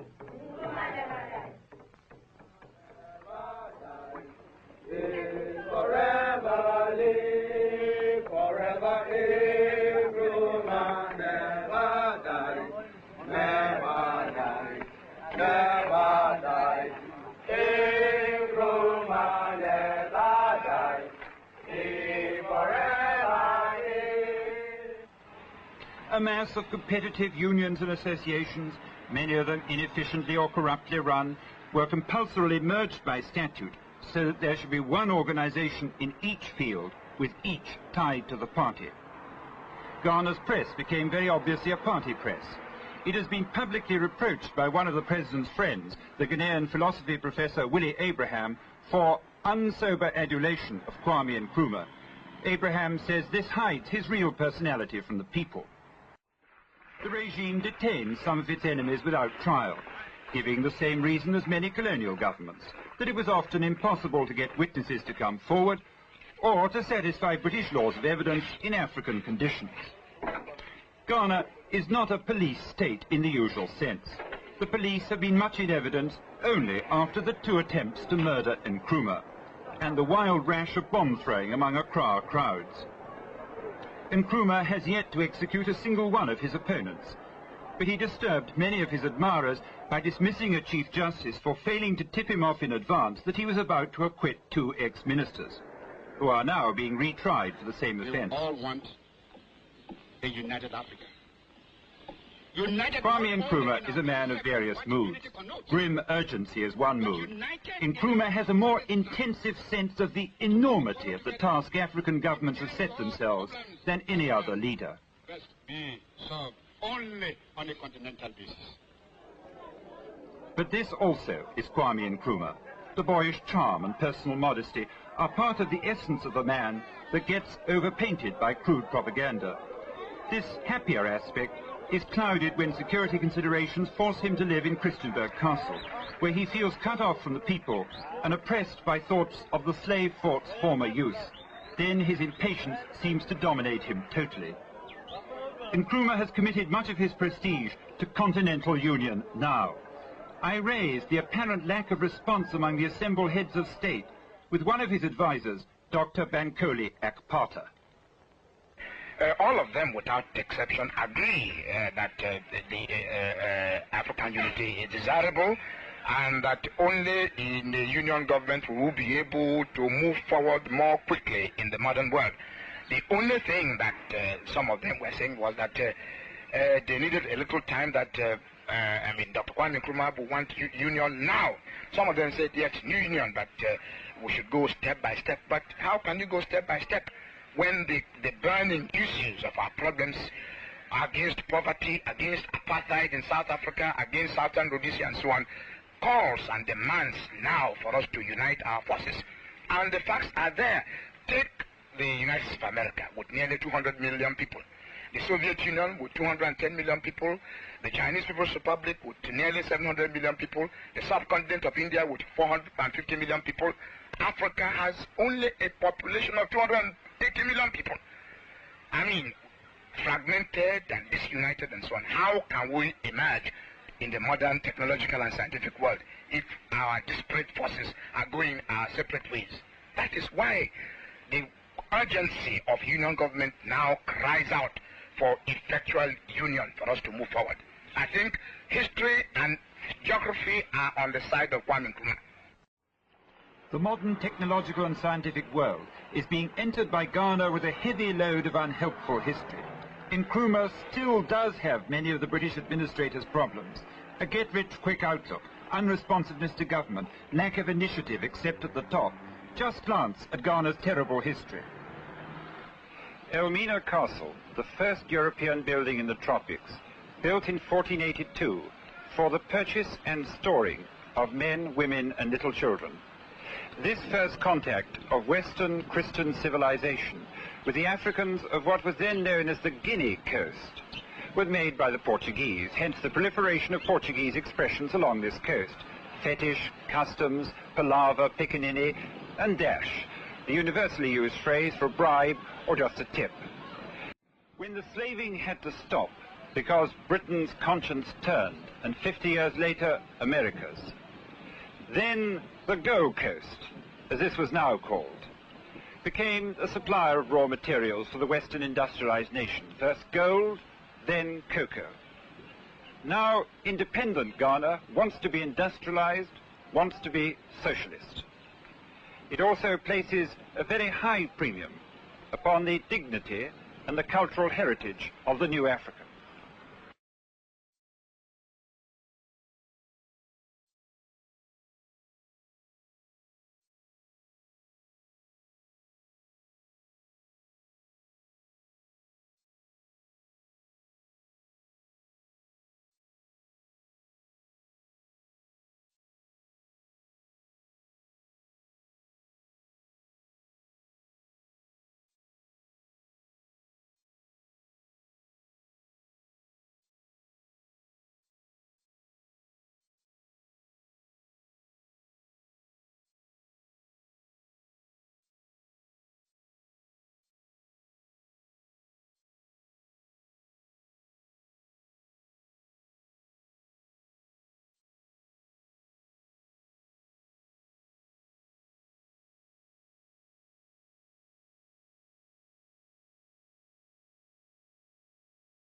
And here's an example of what Nkrumah is up against. Without import licensing, the present forced pace of development wouldn't be possible. But as in all West African states with a long history of slave and then colonial trading, Ghana is clogged with corruption. According to this report of the great license scandal, the head of the CID asked for a £15,000 bribe from an Indian importer. At the Ministry of Trade, says Justice Akainya, bribery and corruption were indulged in with impunity. He recommended wholesale transfer of staff. Trade unions have run into a £32,000 deficit while lending their own officials £30,000 to buy cars and houses. Ghana's crash program of economic development has to be accompanied by a crash program of human development. And Nkrumah's view is that only constant drive from the top can hope to stop this morass of apathy and self-advancement and prevent it from fatally impeding Ghana's 7-year plan. Ghana needs, Nkrumah says, a new citizen, modest, honest and informed, a man who abhors greed and detests vanity, a new type of man whose humility is his strength and whose integrity is his greatness. The task has been given to the young pioneers, organized by Z.B. Shada. Socialism but in a mixed economy. No compulsory nationalization in Ghana, but enterprises bought and started by the state, like this one managed by Sir Patrick Fitzgerald. I was out here for years in the employment of the United Africa Company and then brought back to head Ghana National Trading Corporation, and we have a great task to make it like other commercial concerns, and we have already had a very good start. I notice you've made a profit this last year. Is that typical of the socialist concerns here or exceptional? It is rather exceptional. I think, in fact, we are the first corporation to donate anything to the 7-year development plan. Do you, in fact, practice business very much in the same way that it used to, or are there altogether new techniques? No, that's very much the same as trading has been conducted over the last 40 years here. We distribute goods through about 190 retail outlets all over the country, and we also have what we call here a credit customer organization, which means that we have about 6,000 nearly all Ghanaian women who are traders, who we give goods to on credit. They go and sell them and they bring us the money. These are the market mammies, are they? These indeed are the market women.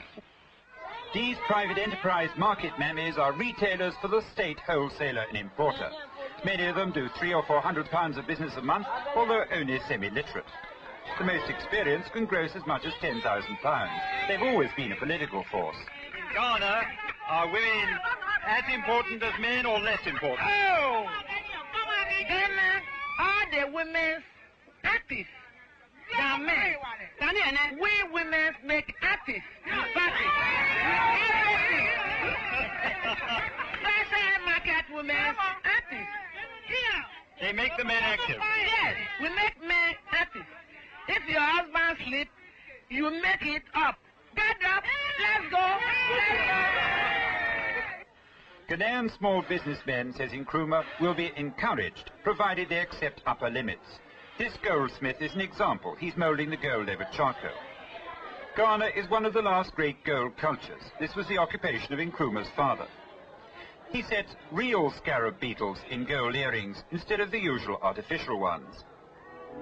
The wealth to finance Ghana's modernization so far has come almost exclusively from her private cocoa farmers. No changes in ownership are planned. State farms are being cleared out of the jungle to experiment in large-scale agriculture. Partnership between the Ghana government and foreign private enterprise is a major element in the 7-year development plan. This is the Volta Dam at Akosombo. Talked about for decades, Nkrumah personally deserves the credit for having got it moving at last as soon as he took office. It is the symbol and guarantee of the future he plans for Ghana. The project is ahead of schedule and 75% complete. Ghana herself has supplied half the finances. The rest come from Britain, America, and the World Bank. An American aluminium firm guaranteed in advance to buy a large block of electricity. The consulting engineers are American. The contractor, Italian. An artificial lake will open up communication and commerce with the north of Ghana. Reserves of cheap electricity should spur the industrial revolution for which the present 7-year plan is laying the foundations. Volta itself is a brilliant example of integrated planning. The dam construction is phased in with a brand new artificial harbour and industrial centre at Tema. Ghana has no natural harbours. This is how, until the last few years, everything had to be landed for Accra on skillfully paddled surfboats. Now commerce is handled at the new port of Tema, the future business capital linked to the political capital 17 miles away at Accra. The economic progress Ghana has made already on a broad front is inspiring. The sophistication of her advanced planning invites admiration. The fervour and dedication of her best leaders are infectious. Ghana seems to do what others talk about. But a few questions remain. First, have not the new ideologists gone rather far overboard with Marxism for a mixed economy? J.H. Mensah, Ghana's chief professional planner, has complained that classic Marxist texts are not much help to him. Secondly, can Ghana promote a continental economic union in time? Ghana's average income is now £80 a year, but Ghana cannot ever jack it up above £200, still well below European level, unless her future industries have continent-wide markets. And thirdly, do Ghanaians pay too high a price for their rate of economic progress in terms of liberal freedoms? Couldn't they, as in Nigeria, go slower and have more democracy? Though in Nigeria, parliamentary methods are now under very great strain. President Nkrumah has alerted the nation about the dangers inherent in governments whose only opposition to tyranny and abuse lies in the folds of the ruling party itself. I do not suppose there is anything new in the world to be said about the inherent dangers of the authoritarian state and the cult of personality. But remember, there are many features of the Ghanaian sea which are special to Ghana and to Africa. Some of the features of the European authoritarian state which are not present here. We must hope then that fears that are based on European experience will prove groundless. For the Ghanaians are a likeable people with whom Britain has had long connections, not always to our credit. And of Dr. Kwame Nkrumah, I believe we can say, as was said of another very different kind of reformer, this is a man who tried. From the old Guinea coast, good night. But by this time, Nkrumah's popularity was declining. Nkrumah confronted a lot of problems pursuing that agenda. He was seen as a man who had a bloated image of himself, who had a personal agenda to lead Africa and not necessarily to bring the people of Africa together.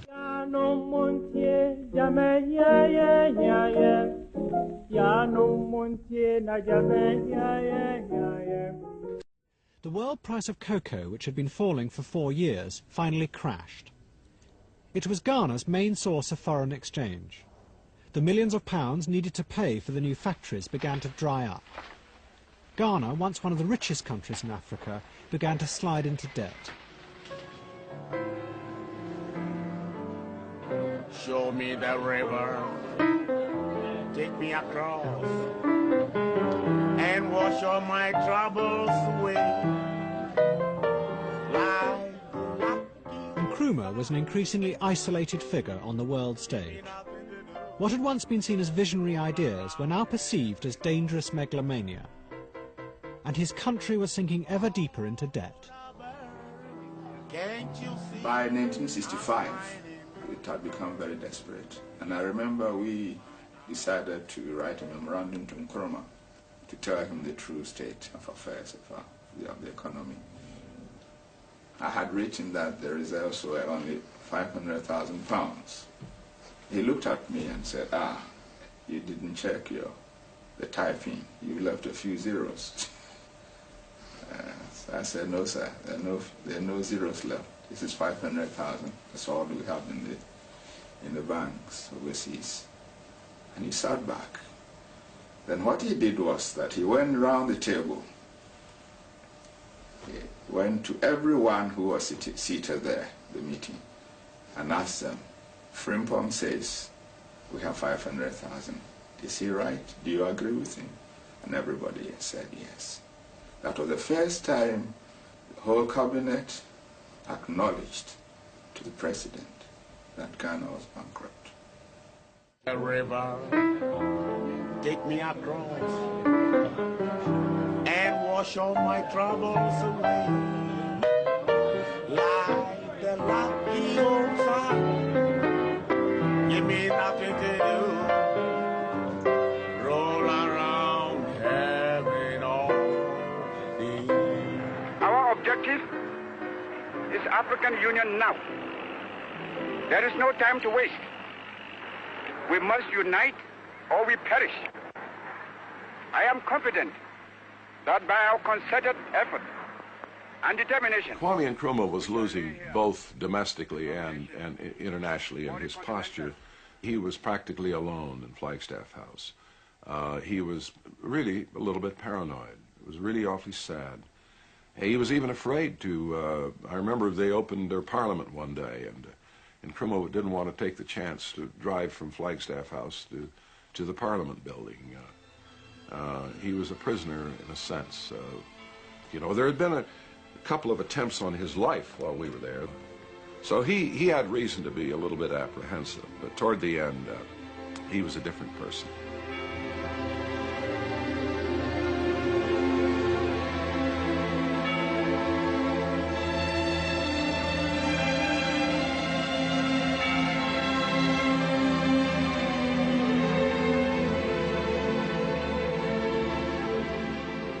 On the 22nd of January 1966, the dam was finally finished.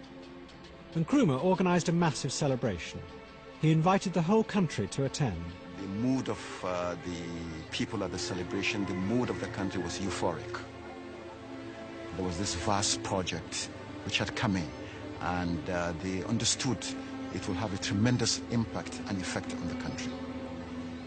I felt euphoric. I was quite enthusiastic. I thought a new dawn had come for Ghana. But all that was happening against the background of a country that already had no money, it had exchange controls, import controls. And so last Saturday, all was judged ready for a formal inauguration, with young pioneers, acolytes of the new Ghana, and chiefs cheerfully meaningless relics of the old Ghana, but adding solemnity to the moment of national self-congratulation. And finally, Dr. Nkrumah himself, Asajifo the President, in vice-regal motorcar and sunny mood. This was his dam. He'd borrowed the money, approved the plans, all but built it. Problems were for another day. Budget day, in point of fact, in a fortnight's time, when Ghanaians will learn that they're drastically overspent. But not on the dam, on other, less easily justifiable projects. The dam will pay for itself by the sale of power. Ladies and gentlemen, we live in a world of contradictions. These contradictions, however, keep the world going. Let me explain what I mean. Ghana is a small but very dynamic, independent African state. We are trying to reconstruct our economy and to build a new, free and equal society. To do this, we must attain control of our own economic and political destinies.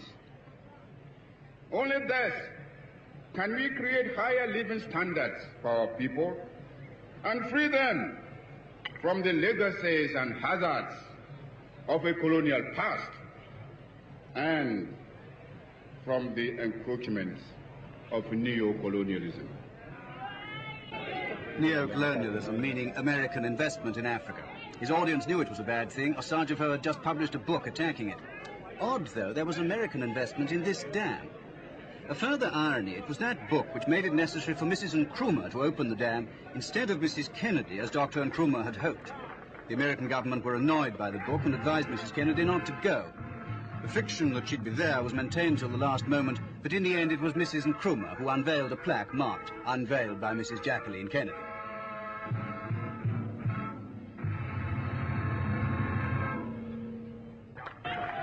With Mr. Kaiser, engineering and aluminium king, the president then came forward to switch on lights. Mr. Kaiser had spoken, but hadn't explained the other major oddity of the Volta scheme, that the power is to be used to smelt processed bauxite into aluminium, and the processed bauxite is being imported, although Ghana runs over with raw bauxite.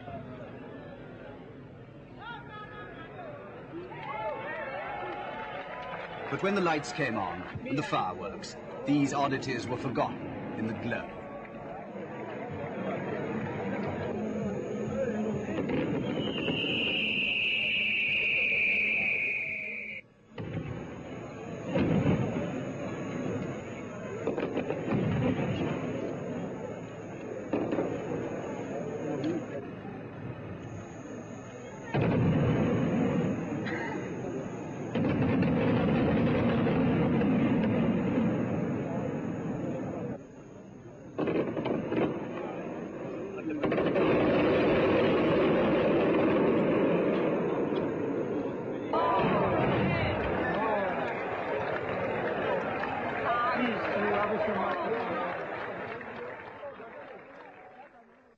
So it was just like a big emperor's new clothes. Nobody could say that Ghana was broke, but Ghana really was broke.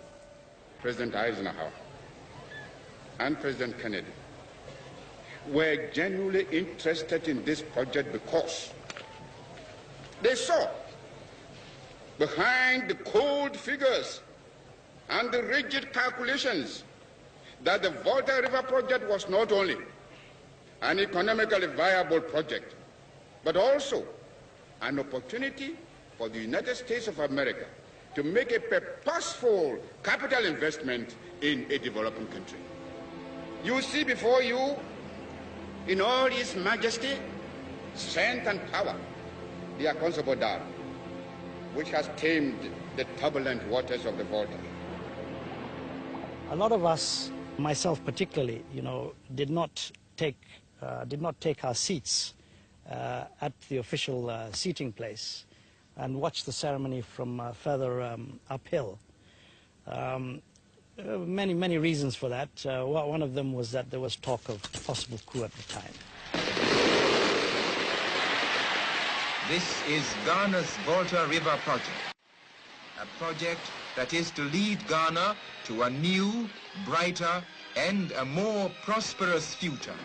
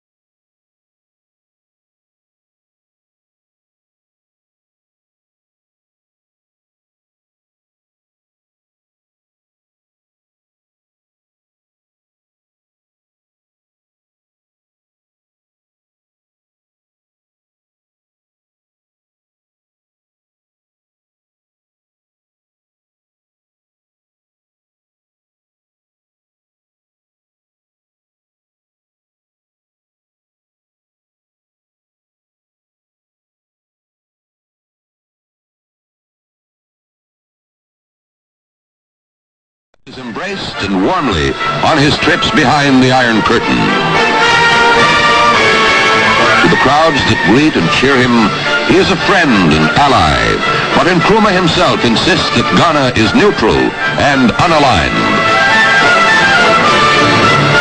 On his trips to Russia and other communist bloc countries, the Prime Minister negotiates loans and trade agreements that will finance the increasing number of government-owned industries in Ghana.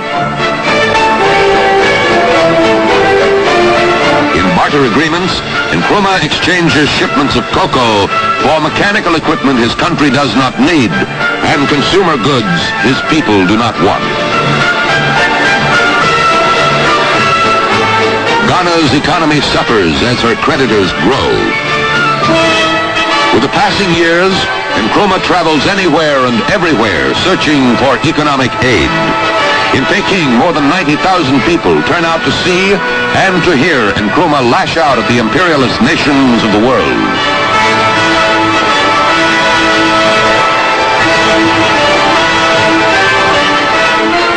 But in Nkrumah's own country, changes have taken place that stir uneasiness, distrust, resentment.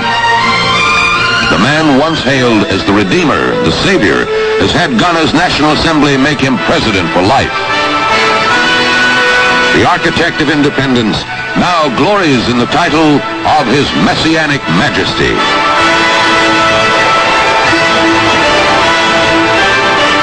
And all the time, Ghana grows poorer and poorer, asking more help, mortgaging more of her cocoa crop. Bankruptcy now threatens the nation that began independence as the richest of all new African states.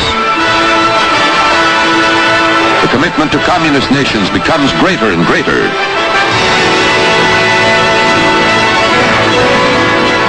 As he tours and travels, visiting capitals such as Belgrade and leaders such as Marshal Tito, the dreams of the Redeemer go beyond the borders of Ghana. He seeks support for a socialist Africa under one government, one leader, Kwame Nkrumah.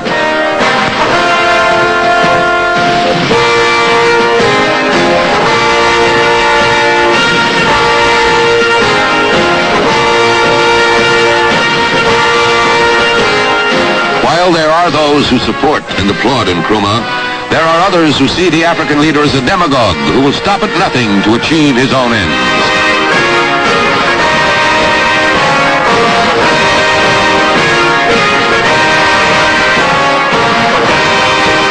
These ends will take him from continent to continent, country to country, city to city, on both sides of the Iron Curtain.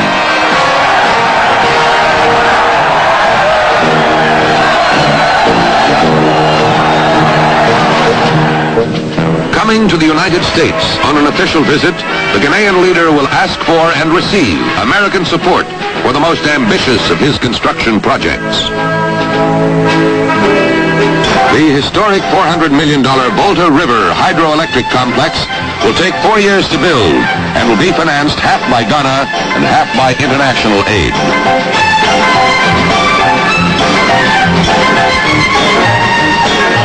The man-made miracle will form the world's largest lake and will irrigate 6,000 square miles of new farmland.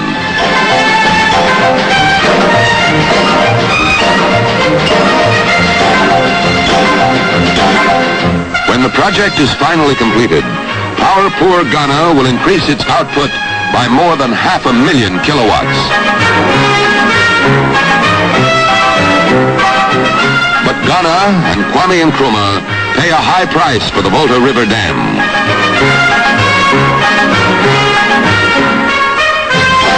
The nation, living on cocoa exports and barter deals, comes face to face with bankruptcy in 1965.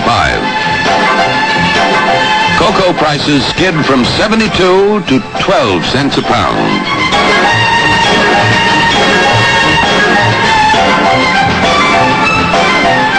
And nations once willing to extend loans and credit turned down Ghana's appeal for emergency aid.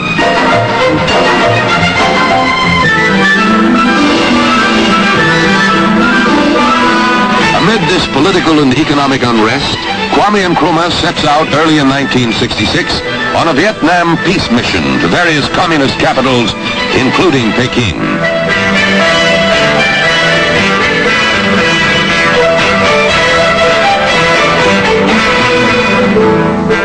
Red China's chairman of state, Liu Shaoqi, is on hand to welcome Nkrumah, along with Premier Zhou Enlai.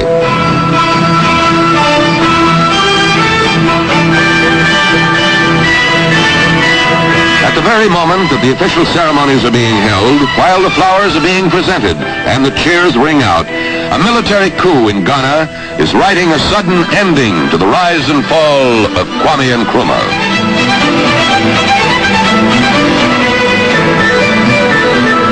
The Redeemer, the Savior, is now the fallen idol. Newspaper headlines report the spectacular overthrow of Kwame Nkrumah, and jubilant crowds celebrate his downfall in the streets of Accra. The military coup in Ghana is the 7th successful revolt in Africa in 9 months. But none of the ousted governments have survived as long as Kwame Nkrumah. Center stage.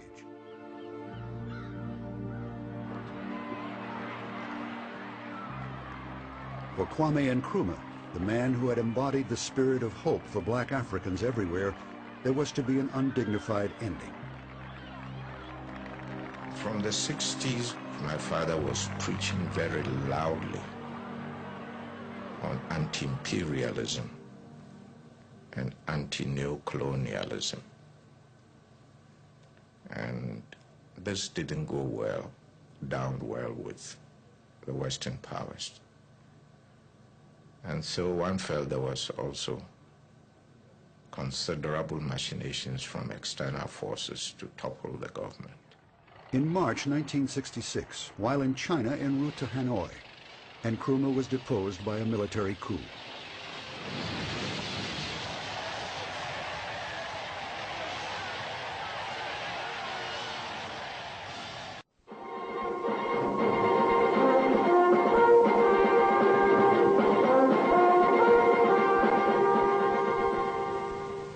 A military coup in Ghana seems to have been foiled within 4 hours.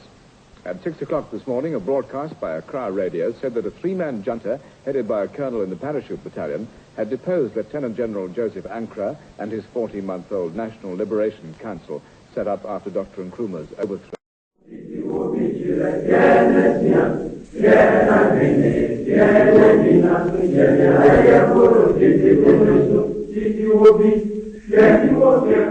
The military regime of Kotoka Ankara Afrifa that assumed economic management of Ghana from 1966 to 1969 did not, for whatever reasons, deviate much from the strategies they inherited.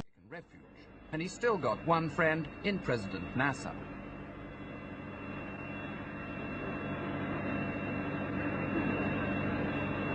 After Cairo, Nkrumah stopped off in New Delhi to visit India's Prime Minister, Mrs. Gandhi. They discussed his projected peace mission to North Vietnam. But Nkrumah never got as far as Hanoi. It was on arrival in Peking that Chinese leaders broke the news to Nkrumah of his downfall. Mystery surrounded his immediate plans. Conflicting reports said he was going back to Accra, that he was going to Cairo, that he'd gone to Addis Ababa to appeal to the current Conference of African States. In the end, he flew to Moscow on the way to Guinea. But even the Russians were expected to recognize the new regime. In London, while the government held back from the immediate recognition, Ghanaian students were not holding anything back. Also in London, a Ghanaian who claimed leadership of a so-called Revolutionary Council. He said they had masterminded the coup from a flat in West Kensington. His name, Daniel Amir. We had the okay yesterday about nearly 10 o'clock. We were ready, all waiting, anxiously waiting and sweating. We gave our order go ahead yesterday in the morning, and in the evening we had the reply that order received and operation is ready, stand by for further instructions. It was a jaunty Mr. Amir who left London next day, but the attention he received in Accra wasn't quite what he'd had in mind.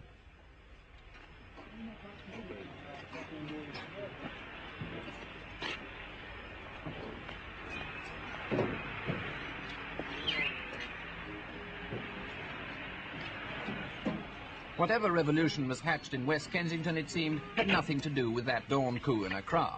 Mr. Amir was branded by the real revolutionaries as a charlatan and a criminal, and he was taken off for a session of public penitence at the first news conference called by Ghana's new rulers. Their leader, General Arthur Ankara, father of 22 and former mission schoolteacher, a man who's never concealed his dislike of Nkrumah. Before dealing with Mr. Amir, he had more important business.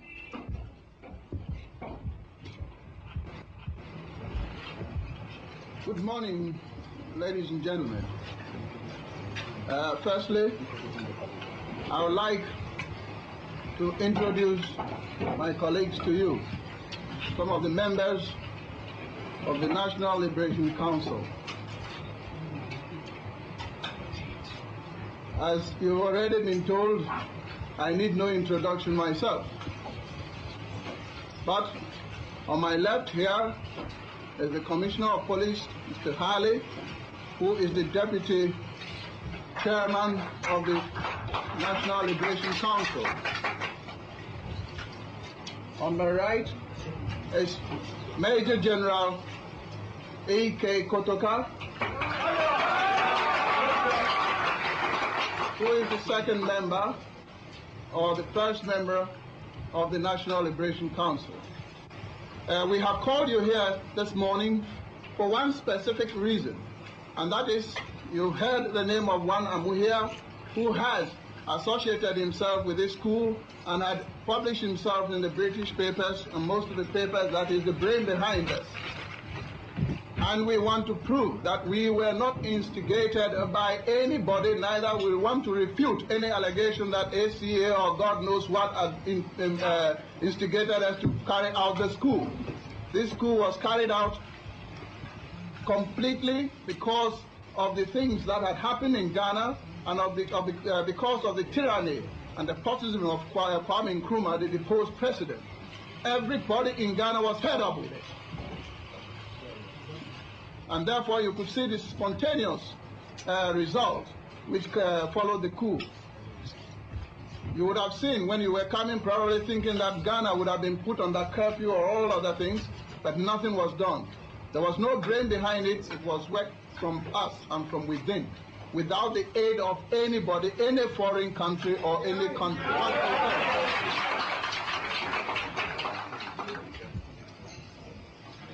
It has been some of these things in Ghana that when a ruler is useless, you depose him.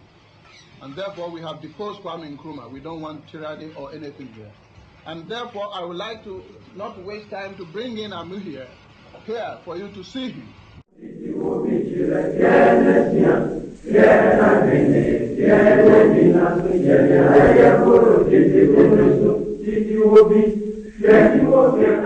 The military regime of Kotoka Ankara Afrifa that assumed economic management of Ghana from 1966 to 1969 did not, for whatever reasons, deviate much from the strategies they inherited.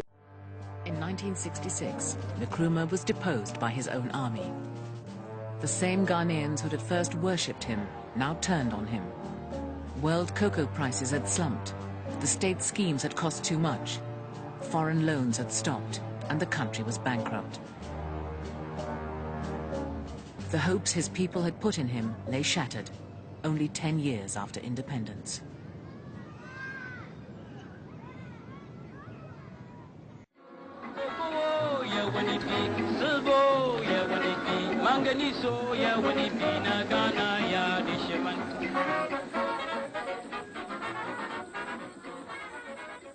Citizens of Ghana and fellow countrymen, good evening. The Ghana Armed Forces took over the reins of government of this country after a successful overthrow of the regime of Kwame Nkrumah in what may be truly described as one of the boldest ventures in the history of this country.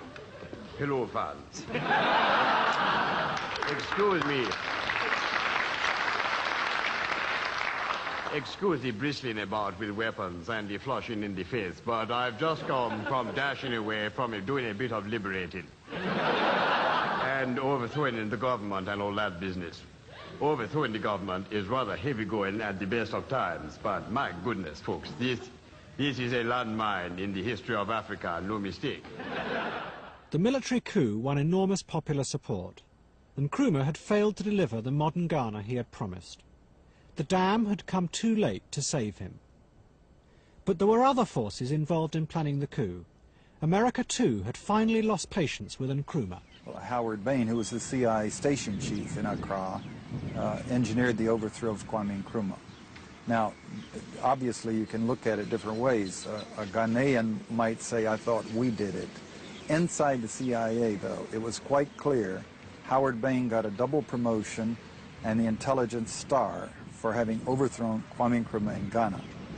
The magic of it, what made it so exciting to the CIA, was that Howard Bain had had enough imagination and drive to run the operation without ever documenting what he was doing, and to sweep along his bosses in such a way they knew what he was doing, tacitly they approved, but there wasn't one shred of paper that he generated that would nail the CIA hierarchy as being responsible.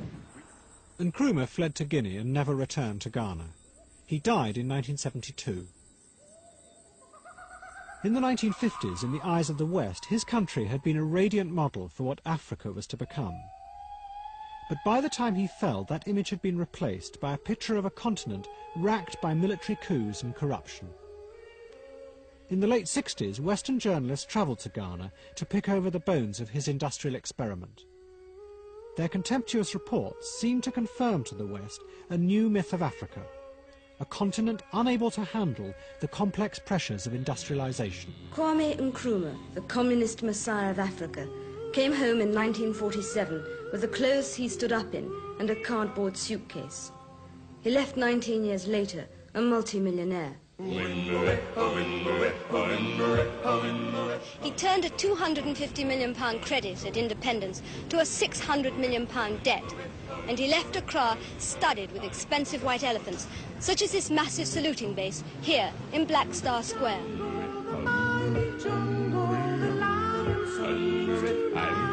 Today, Black Star Square, built by Nkrumah for mass parades to demonstrate enthusiasm for his rule, remains as a bleak reminder of his conceit. Overlooking the square was Job 600, built by Nkrumah specially for the OAU conference in 1965. It's never been used since. This luxury block was to house the Pan-African Congress. They never came. There was the Accra-Tema motorway. Cost £6 million to duplicate a fast good road already in existence. They say the Russians actually managed to sell snowplows to this state in equatorial Africa. For Ghana, the years following Nkrumah's fall were ones of economic failure. The dam worked well, but the industrial world that was to have sprung up around it failed to materialize. Those Ghanaians who had been moved to make way for the dam found themselves stranded in the wreckage of Nkrumah's dream. I become quite disgusted because we are directly about 3 miles from the Volta Dam. But we don't have power, no electricity, no water. So my feeling is that when we have these things, we can do so much to help the nation.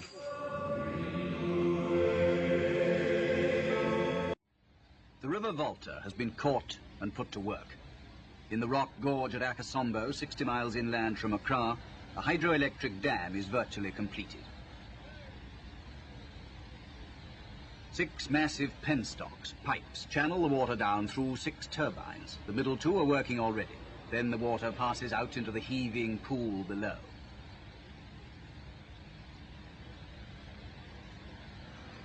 The 6 turbines drive 6 generators, and these produce electric power which they send humming to the switchyard a quarter of a mile away on the same right bank. At full load, any one of the generators can produce twice the electricity now consumed in the whole of Ghana. But the electricity is sent away down to the coast, where the Ghana government, busily exchanging old problems for new, are importing industries to use it, aluminium first. The Volta River project is the realization of an old dream. A man who has charted most of its progress is Mr. James Moxon, a former British colonial servant who's now not merely a Ghanaian, but a card-carrying Ghanaian chief, a figure of prestige, if not power, with stick and robe and stool of office to match. When did the paperwork on this particular project begin? Well, in fact, I was district commissioner of the Volta River district when the idea was first being explored, and Duncan Rose, who was a South African mining engineer, was plumbing the depths of the river in order to find out whether it was physically and geologically possible to build a dam. In fact, we used to meet frequently and discuss it. That was in 1946. And that was the beginning of the idea of the dam? No, the idea, in fact, came about 30 years before that, in 1915, when Sir Albert Kitson, who was the first Director of Geological Surveys in the Gold Coast, first of all discovered bauxite, and then the following year found, quite by chance, on a canoe trip down the river, the very site at Akosombo where the dam has now been built. Upstream from Akosombo, the problems of the area Mr. Moxon struggled with as district commissioner are now largely settled. It's all underwater. In 2 or 3 years' time, we're told, this will be the largest man-made lake in the world, 250 miles long and reaching far back into the country's northern uplands. It'll have its uses. There are boats on it already, and there'll be more for cheap inland transport. Passenger traffic, crops, ore from the hills. Fishing boats will multiply too. But there were villages here before. 65,000 people have already been moved, and there are more to go under the persuasions of resettlement officers. Well, this is Mr. Amuhia. He calls himself Amuhia or Amushia or ever. His name is never spelled correct either. And we would like him to tell you how he organized this coup and how he was the brain behind it. And who he knew on this. First and foremost, on the 24th morning, 8 o'clock news announced in London that Ghana has announced that jointly the army and the police have overthrown the regime of the tyrant, Kwame Nkrumah. Did you come to brainwash me, Kotoka, the police, or somebody, and tell us how to conduct this? Or did you try to tell us where we should, how we should organize our army or the operations to be carried out? No, sir. This is exactly what I am coming to, sir. If I should be given the opportunity, I shall explain thoroughly as I am before you and before the world press. General Ankara can squash a Mir, but will he make a national leader? Of course, he's a very, very experienced soldier. He rose from the ranks. He served in India and Burma during the war as a warrant officer. After the war, he was commissioned and rose steadily up to be a major general. He was retired a few months ago and, of course, has now been brought back as commander of the forces. He was really kicked out by Nkrumah? Yes, it was never announced in so many words. In fact, he took the initiative to resign. But he's always been a very popular figure, and he's certainly a remarkably fine general, and I think will be a very good leader. Do you expect him to stay in charge of Ghana, or do you think... That I don't know at all. One doesn't know how long these military regimes have to last. Well, the new council have described it by saying that he seemed to act as though Ghana was his personal property, which perhaps amounts to the same sort of thing. But these sort of feelings tend to build up, and I think people appear to be ready for a change of government.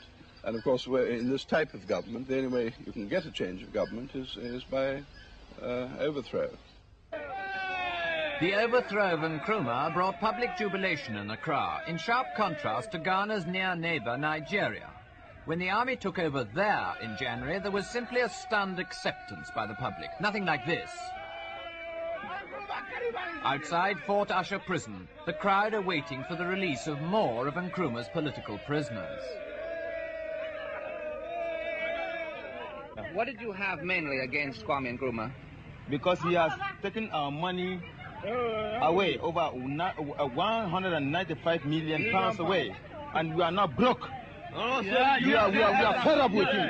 We are fed up. Yes. What is the lady waiting for? Well, is happy. Is happy. Answering the question you asked her before. He's very, very happy. Are you happy too? I'm very happy. Look, if my brother is in the jail yard now. I'm waiting for my brother. Yeah. Yes. How long has he been detained? About 3 years or 5 years. 5 years. 5 years. What was he detained for? For political reasons. And I don't know what my brother has done. What he has done. He was detained because he was a political opponent of Nkrumah. Of Nkrumah, of course, yes.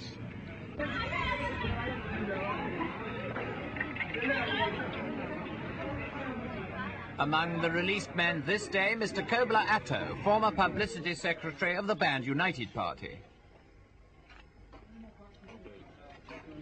Mr. Atto, when were you arrested and for what reason?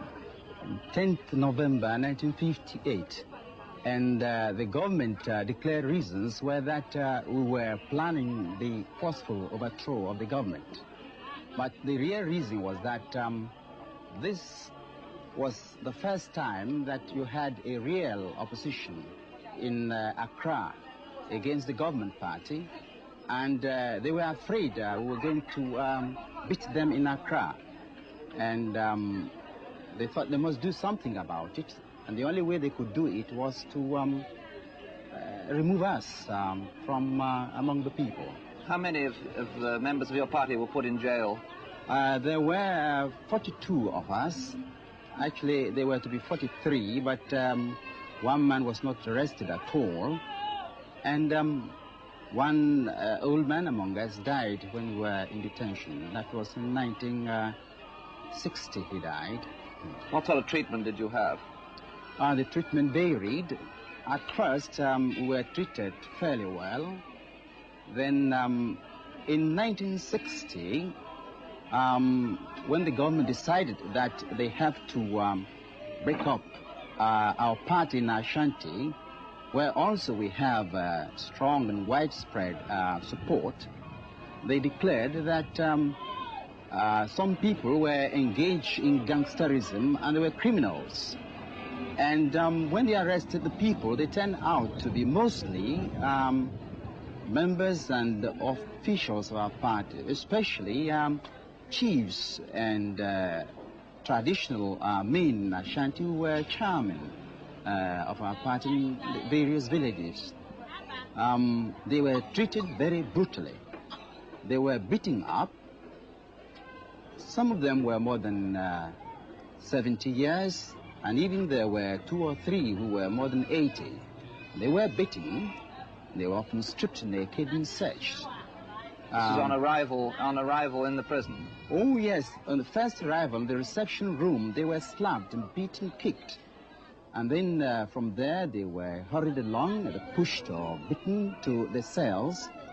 And from time to time, the doors were opened and they were beaten, abused, and humiliated in all manner of ways.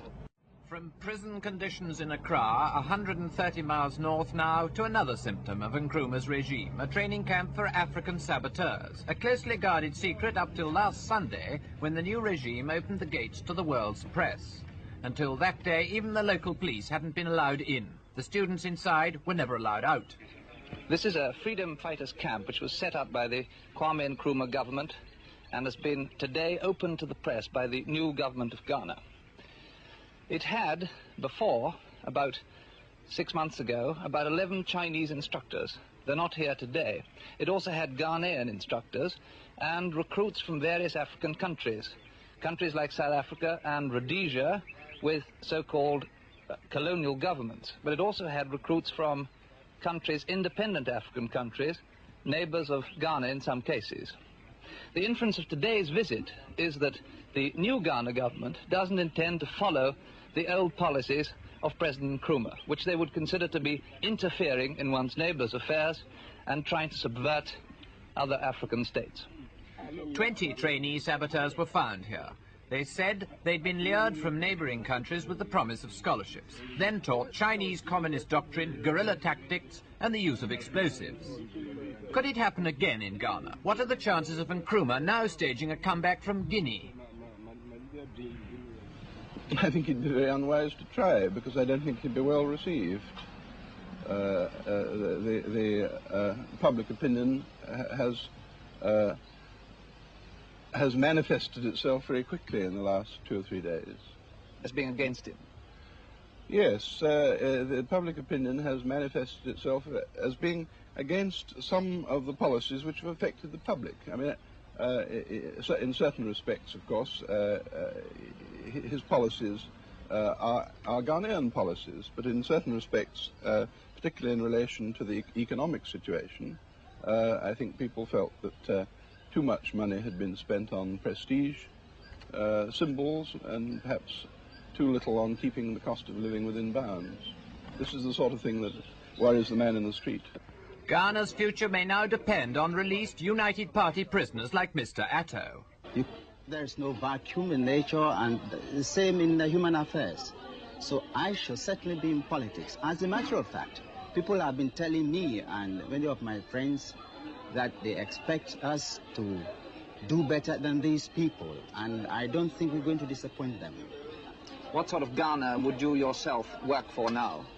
I have been brought up in ideas of British democracy, and before I went to prison, the people I associated with were people who thought the same, and I'm sure that they still hold those views.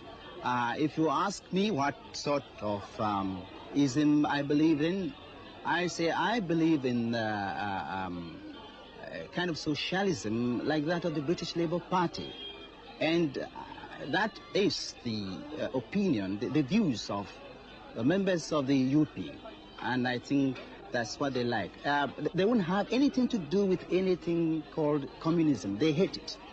In the prison, anybody was a UP member hated communism. And we wouldn't have it at all. General, may I ask you a question? Yes. Sandy Gall, Independent Television News, London.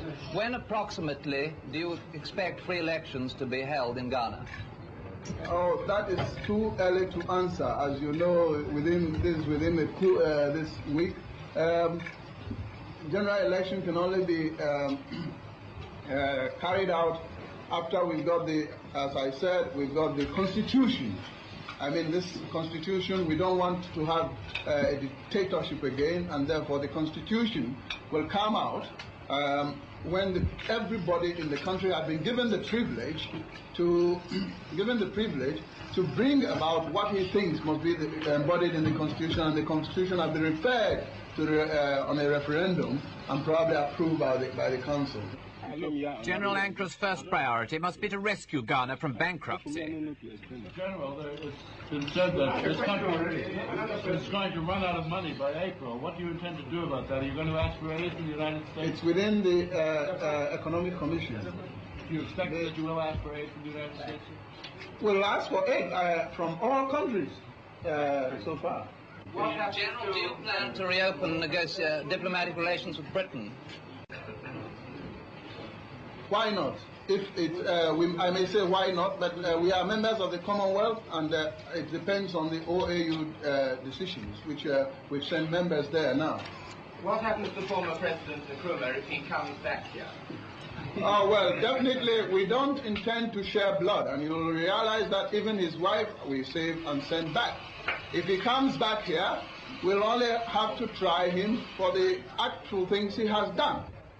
When Nkrumah came to power, Ghana had £200 million in the bank. Today she has debts of $250 million. So Ghana needs sane rule fast. At present, like many other African states, she's under direct army control. But she's in no mood now for more dictatorship. Ghana's problem is to find a formula to edge back into democracy without falling into chaos.